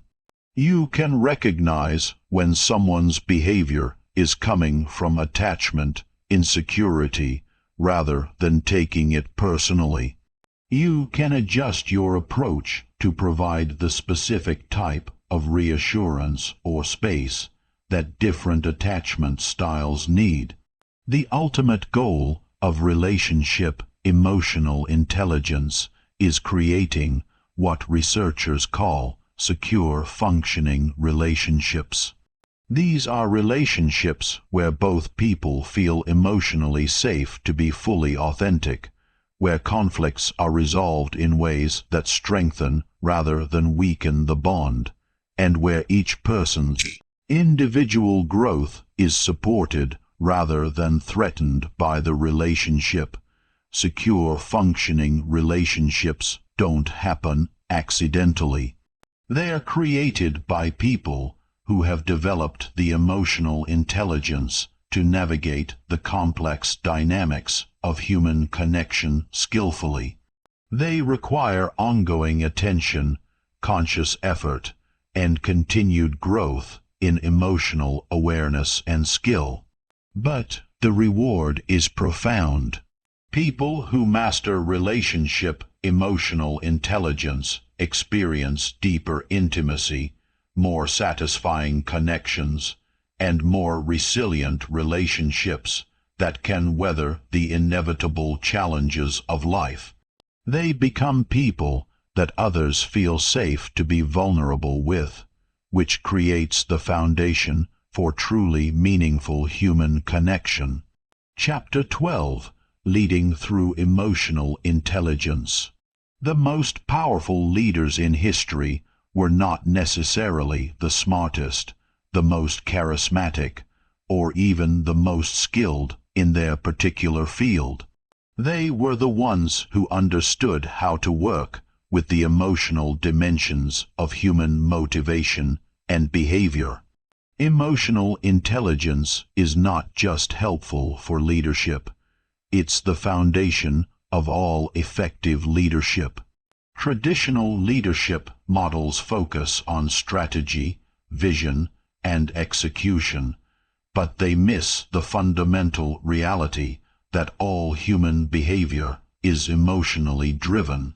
People don't follow leaders because of their logical arguments or strategic brilliance.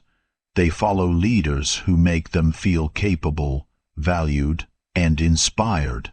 They follow leaders who understand their emotional needs and can create emotional environments that bring out their best performance.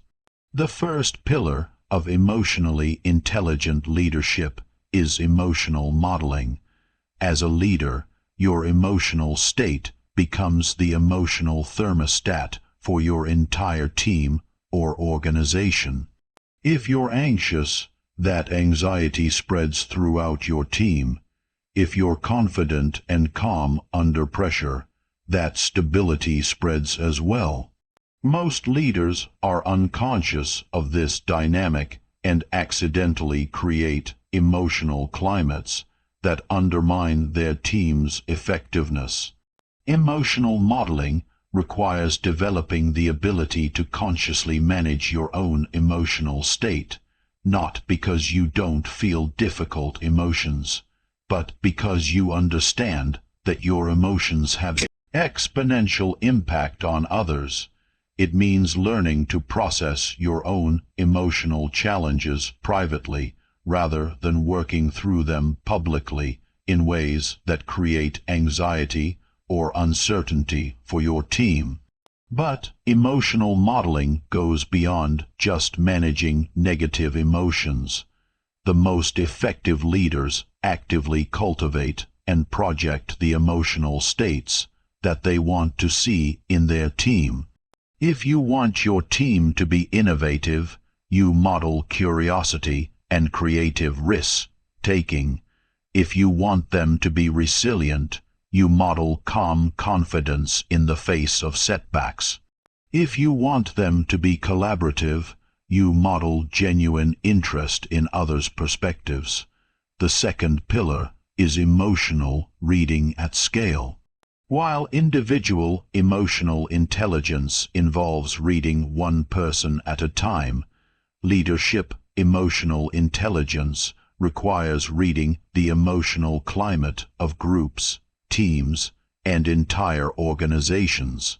Groups have their own emotional patterns that are distinct from the sum of individual emotions.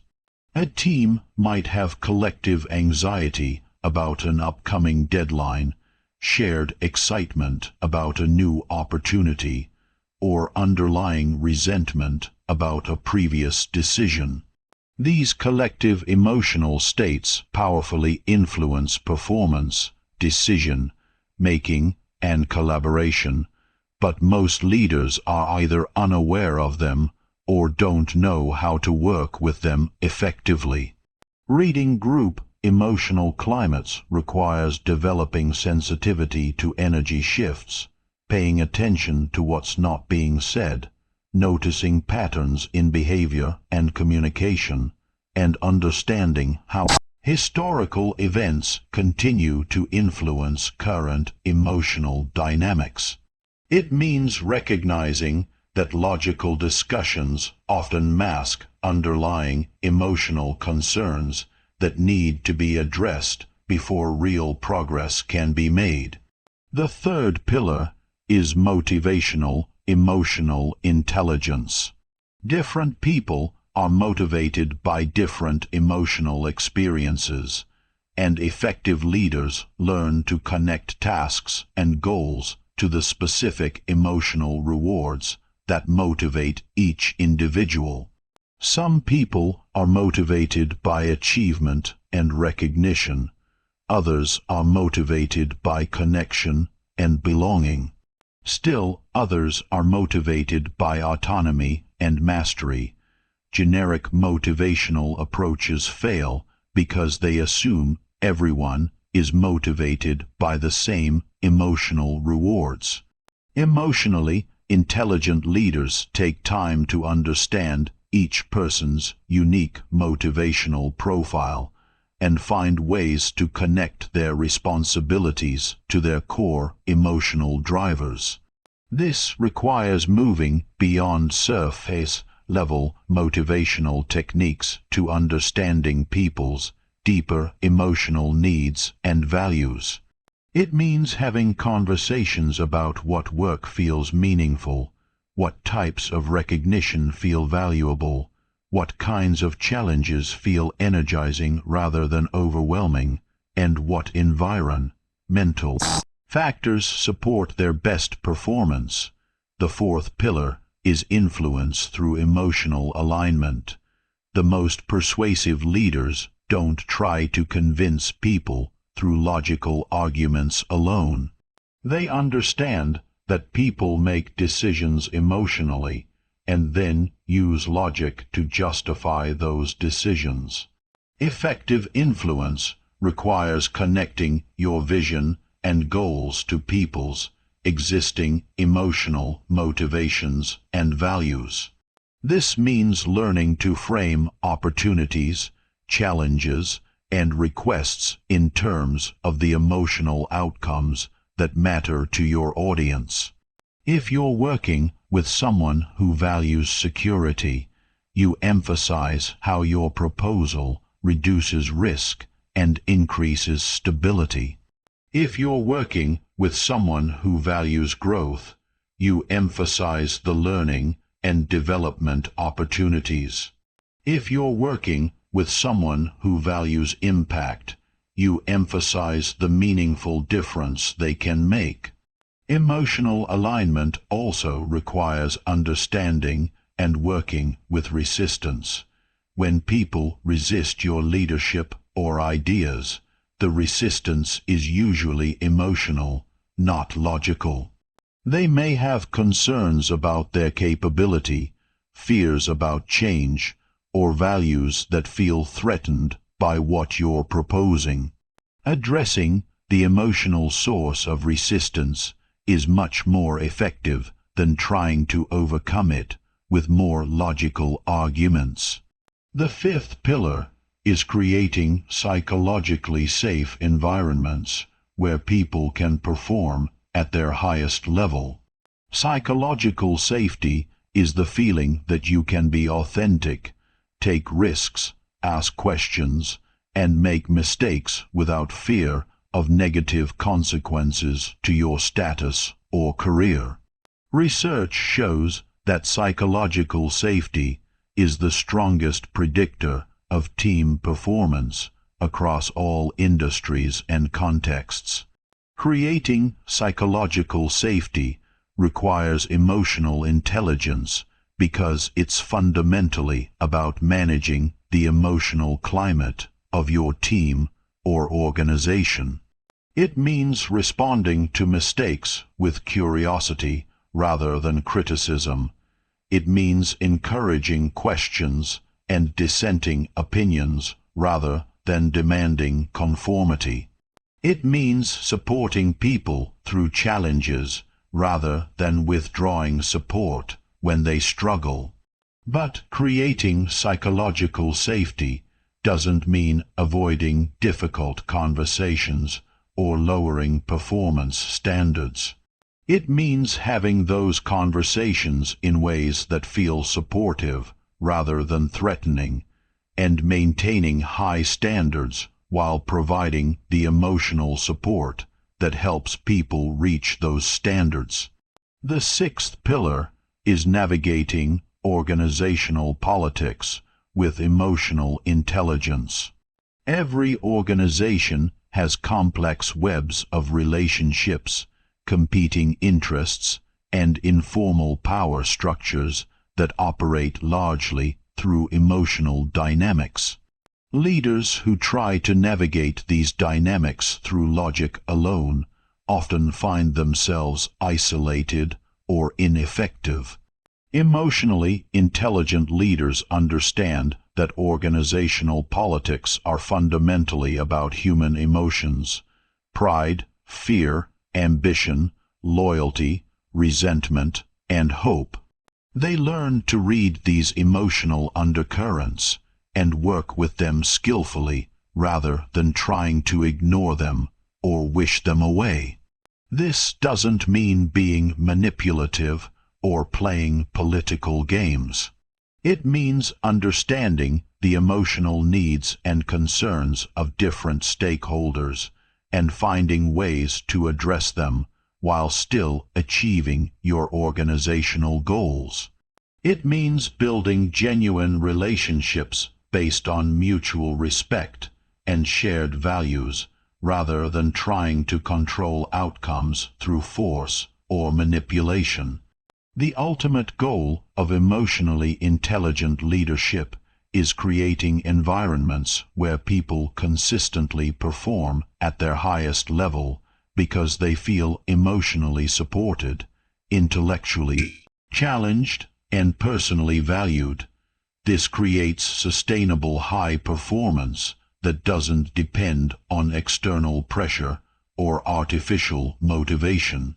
Leaders who master emotional intelligence don't have to work hard to get people to follow them. People naturally want to work for and with them because they feel better about themselves and their capabilities when they're in their presence. This is leadership through inspiration rather than intimidation, and it's the only type of leadership that creates lasting, positive change. Chapter 13. Awakening Emotional Intuition. Beyond the systematic skills of emotional intelligence lies something more subtle but equally powerful: emotional intuition. This is your ability to sense emotional information that exists below the threshold of conscious awareness, to pick up on patterns and dynamics that your logical mind hasn't yet processed, and to access wisdom about emotional situations that comes from deeper levels of perception than analytical thinking. Most people dismiss emotional intuition as unscientific or unreliable, but research shows that our unconscious mind processes emotional information much faster and more comprehensively than our conscious mind. Your brain is constantly picking up micro-expressions, vocal patterns, energy shifts, and contextual cues that provide rich information about emotional dynamics. But most of this processing happens below conscious awareness. Emotional intuition is your ability to access this unconscious processing and translate it into conscious understanding. It's the feeling you get that something is off in a conversation, even when you can't identify exactly what it is. It's the sense that someone is struggling emotionally, even when they're saying everything is fine. It's the recognition that a group dynamic is shifting, even before the shift becomes obvious to everyone else. The first step in developing emotional intuition is learning to distinguish between intuitive information and emotional projection. Projection happens when you assume others are feeling what you're feeling, or when you interpret their behavior through the lens of your own emotional patterns. Intuition happens when you pick up actual information about others' emotional states that's independent of your own emotional experience. The key difference is that projection feels emotionally charged and personally relevant, while intuition feels neutral and informational. If you sense that someone is angry and it triggers your own anxiety or defensiveness, that's likely projection. If you sense that someone is angry and it feels like neutral information that allows you to respond more skillfully, that's likely intuition. Developing this distinction requires developing what I call emotional neutrality, the ability to perceive emotional information without becoming emotionally reactive to it. This doesn't mean becoming emotionally numb. It means developing enough emotional stability that you can sense what's happening emotionally around you without being pulled into reactive patterns. The second step is learning to recognize the physical signatures of emotional intuition. Intuitive information usually comes through subtle physical sensations rather than through thoughts or logical analysis. You might feel a tightness in your chest when someone is being inauthentic, a heaviness in your stomach when someone is depressed, or a restless energy when someone is anxious. These physical sensations are your nervous system picking up and translating emotional information from your environment. Learning to recognize and interpret these signals requires developing body awareness and learning to trust physical information that doesn't have obvious logical explanations. But here's what most people miss about emotional intuition. It requires slowing down and creating space for subtle perception. In our fast-paced, cognitively focused culture, most people are moving too quickly and thinking too much to pick up subtle emotional information. Emotional intuition emerges in moments of stillness, presence, and receptive awareness. This means that developing emotional intuition requires cultivating practices that quiet your mental activity and increase your present moment awareness. This might include meditation, mindfulness practices, time in nature, or any activity that helps you shift from analytical thinking to receptive awareness. The third step is learning to work with emotional resonance. This is the tendency for your own emotional system to mirror and amplify the emotional states of others. When you're around someone who's anxious, you might start feeling anxious yourself. When you're around someone who's depressed, you might start feeling heavy and low energy.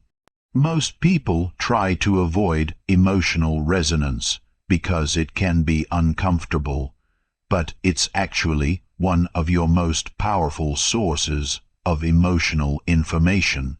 Learning to allow temporary emotional resonance while maintaining enough emotional boundaries to avoid getting stuck in others' emotional states gives you incredible insight into what others are experiencing. This requires developing what I call permeable boundaries, the ability to open yourself to others' emotional experience when it's useful while maintaining the ability to return to your own emotional center when you're done gathering information. It's like being a tuning fork that can pick up and amplify different frequencies without permanently changing its own resonant frequency. The fourth step is developing pattern recognition for emotional dynamics. Over time, as you pay attention to emotional information, you'll start recognizing patterns that repeat across different people and situations. You'll notice that certain types of emotional dynamics tend to unfold in predictable ways, that certain emotional states tend to lead to certain behaviors, and that certain interventions tend to shift emotional dynamics in positive directions.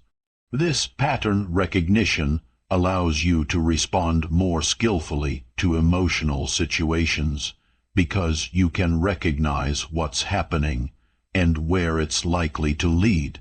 Instead of just reacting to immediate emotional information, you can respond based on your understanding of how these patterns typically develop and resolve.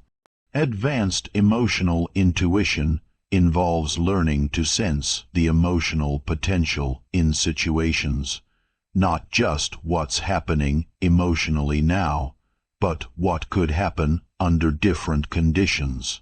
You might sense that a team has the potential for much greater collaboration if certain emotional barriers were addressed.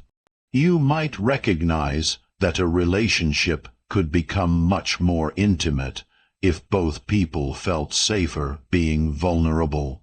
This requires developing what I call emotional imagination, the ability to envision how emotional dynamics could shift under different circumstances. This isn't wishful thinking or projection. It's based on understanding the emotional factors that are currently limiting potential and recognizing what might be possible if those factors changed.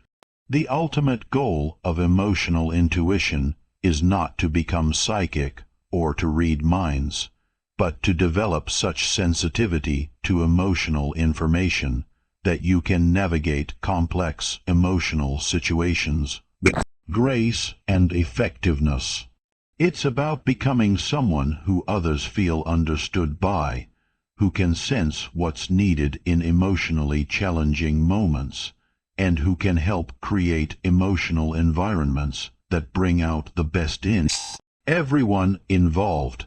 Emotional intuition is both an art and a science. The science involves understanding how emotional information is transmitted and received. The art involves developing the sensitivity and wisdom to work with this information in ways that serve everyone's highest good. Together, they create a level of emotional mastery that transforms not only your own life, but your ability to positively influence the lives of others. Chapter 14. The Shadow Side of Emotional Intelligence. Emotional intelligence is not inherently good or bad. It's a set of skills that can be used for constructive or destructive purposes. Just like physical strength can be used to help people or hurt them, emotional intelligence can be used to create positive outcomes or to manipulate and control others. Understanding the shadow side of emotional intelligence is crucial for developing ethical emotional skills and protecting yourself from those who might use these skills against you. The first shadow pattern is emotional manipulation. People with high emotional intelligence understand how emotions influence behavior, and some use this knowledge to manipulate others into doing what they want rather than what serves the other person's best interests. They know which emotional buttons to push to get specific responses, and they use this knowledge strategically for their own benefit. Emotional manipulation often looks like authentic emotional intelligence on the surface. The manipulator might seem empathetic, understanding, and emotionally supportive, but if you pay attention to the outcomes, you'll notice that interactions consistently benefit the manipulator more than they benefit you. They use emotional connection to gain trust, then leverage that trust to get what they want. The key to recognizing emotional manipulation is paying attention to how you feel during and after interactions with someone. Authentic emotional intelligence creates mutual benefit and leaves everyone feeling better about themselves and the relationship. Emotional manipulation creates one-sided benefit and often leaves you feeling confused, depleted, or subtly coerced. The second shadow pattern is emotional exploitation. This happens when someone uses their emotional intelligence to identify and exploit others' emotional vulnerabilities. They might prey on someone's need for approval, fear of abandonment, or desire for connection to get them to make decisions that serve the exploiter's agenda. Emotional exploitation often targets people who are emotionally needy, insecure, or going through difficult life transitions when their emotional defenses are down. The exploiter presents themselves as emotionally supportive, while actually taking advantage of the other person's emotional vulnerability. Protecting yourself from emotional exploitation requires developing strong emotional boundaries and a clear sense of your own values and interests. You need to be able to distinguish between genuine emotional support and support that comes with hidden strings attached. You need to be willing to walk away from relationships or situations where your emotional needs are being used against you. The third shadow pattern is narcissistic emotional intelligence. Some people develop sophisticated emotional skills not to connect authentically with others, but to maintain their own ego and get the admiration and attention they crave. They become expert at reading what others want to hear and presenting themselves in ways that generate positive responses. Narcissistic emotional intelligence can be very seductive because these individuals often seem extremely charming, understanding, and emotionally sophisticated. But their emotional attunement is entirely self-serving. They are not actually interested in your emotional experience except as it relates to their own needs for validation and control. The key to recognizing narcissistic emotional intelligence is noticing whether the person shows genuine interest in your experience when it doesn't directly benefit them. Do they remember details about your life that aren't relevant to their own interests? Do they provide emotional support when you need it, but they don't get anything from it? Do they acknowledge their own emotional mistakes and limitations? The fourth shadow pattern is emotional enabling.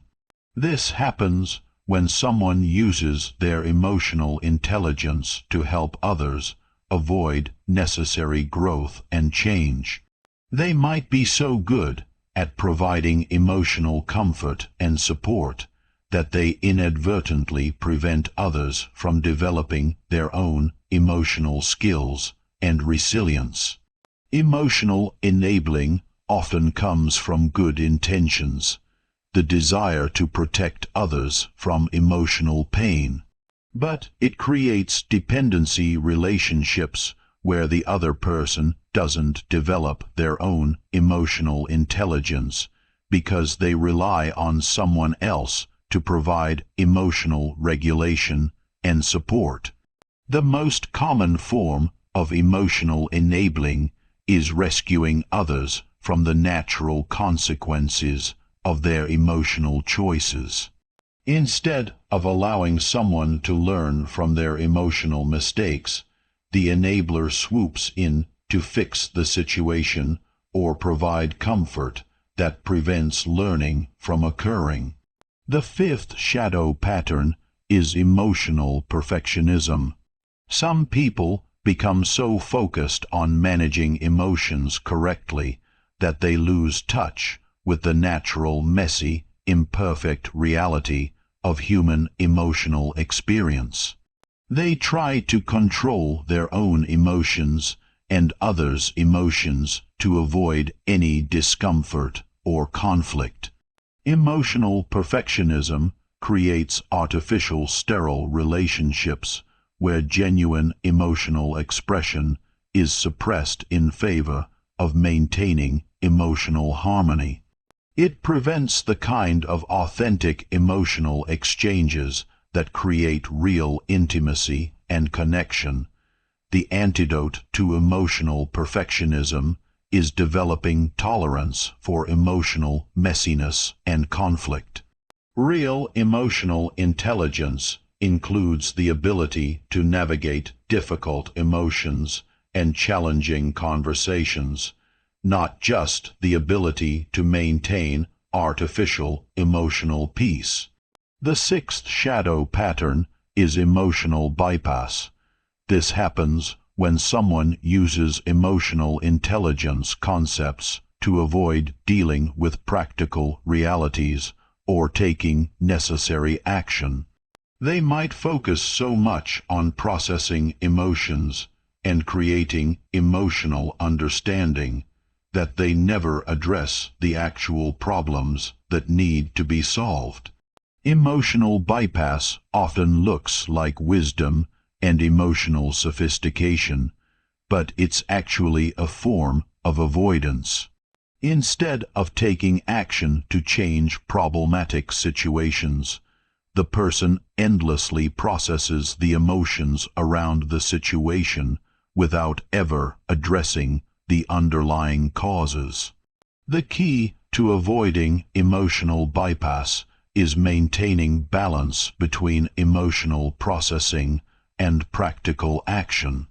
Emotions provide valuable information, but they're not the only information you need to make good decisions and create positive change in your life. Understanding these shadow patterns doesn't mean becoming cynical about emotional intelligence or suspicious of emotionally intelligent people. Most people who develop emotional intelligence use it constructively and ethically. But understanding the potential for misuse helps you develop discernment about when and how to trust emotional information, both from yourself and from others. The ultimate protection against the shadow side of emotional intelligence is developing your own emotional intelligence to a high level. When you understand how emotions work and how emotional skills can be used, you're much less likely to be manipulated or exploited. You can recognize authentic emotional connection versus artificial emotional performance. You can distinguish between support that serves your growth and support that keeps you dependent. Most importantly, you can commit to using your own emotional intelligence in ways that serve everyone's highest good, rather than just your own immediate interests. Ethical emotional intelligence creates win-win outcomes where everyone benefits from emotional interactions. It builds trust, creates genuine connection, and contributes to the emotional well-being of everyone involved. Chapter 15. The Complete Transformation. Everything you've learned in this journey through emotional intelligence means nothing unless you actually implement it. Most people consume information about self-improvement like entertainment. They enjoy learning about it. They feel temporarily inspired, but they never do the work required to actually transform their emotional reality. Don't be one of these people. Real transformation happens through consistent daily practice, not through one-time insights or motivational moments. Emotional intelligence is like physical fitness. It requires ongoing effort to develop and maintain. You can't go to the gym once and expect to be physically fit for life, and you can't learn about emotional intelligence once and expect to be emotionally intelligent forever. The first phase of your transformation involves establishing foundational practices that will support your emotional development over time. This means creating daily habits that increase your emotional awareness, improve your emotional regulation skills, and strengthen your ability to read and respond to others' emotions effectively. Start with a daily emotional check-in practice. Set aside 5 minutes each morning to assess your current emotional state. Identify any emotional patterns you want to be aware of during the day, and set an intention for how you want to show up emotionally. End each day with a brief review of your emotional experiences, noting what you handled well and what you want to improve. Develop a regular mindfulness or meditation practice that helps you observe your thoughts and emotions without being controlled by them. This doesn't have to be complicated. Even 10 minutes of focused breathing or body awareness each day will significantly improve your emotional intelligence over time. Create triggers throughout your day to remind yourself to pause and assess the emotional climate around you. This might be every time you enter a new environment, before important conversations, or whenever you notice emotional reactivity in yourself or others. The second phase involves deliberately practicing your emotional intelligence skills in low-stakes situations before applying them in high-stakes contexts. This is like practicing scales before performing a concert. You need to develop fluency with basic emotional skills before you can use them effectively in challenging situations. Practice reading emotional signals by people, watching in public places. Observe body language, facial expressions, vocal patterns, and energy levels. Try to guess what people might be feeling, and then notice whether their subsequent behavior confirms or contradicts your impressions. Practice emotional regulation techniques when you're experiencing mild emotions rather than waiting until you're overwhelmed. Use breathing techniques when you're slightly stressed. Practice reframing when you're mildly disappointed, and experiment with different approaches to see what works best for you. Practice emotional communication by having low-stakes emotional conversations with friends or family members. Share something you're feeling in a clear, non-reactive way, and notice how it affects the quality of your connection. The third phase involves applying your emotional intelligence skills in increasingly challenging situations. This is where you develop the confidence and competence to use emotional intelligence when it really matters, in difficult conversations, high-pressure situations, and complex relationship dynamics. Start by identifying one area of your life where improved emotional intelligence would make the biggest difference.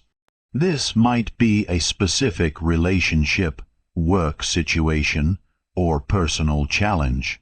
Focus your practice efforts on developing the specific emotional skills that would be most valuable in that context.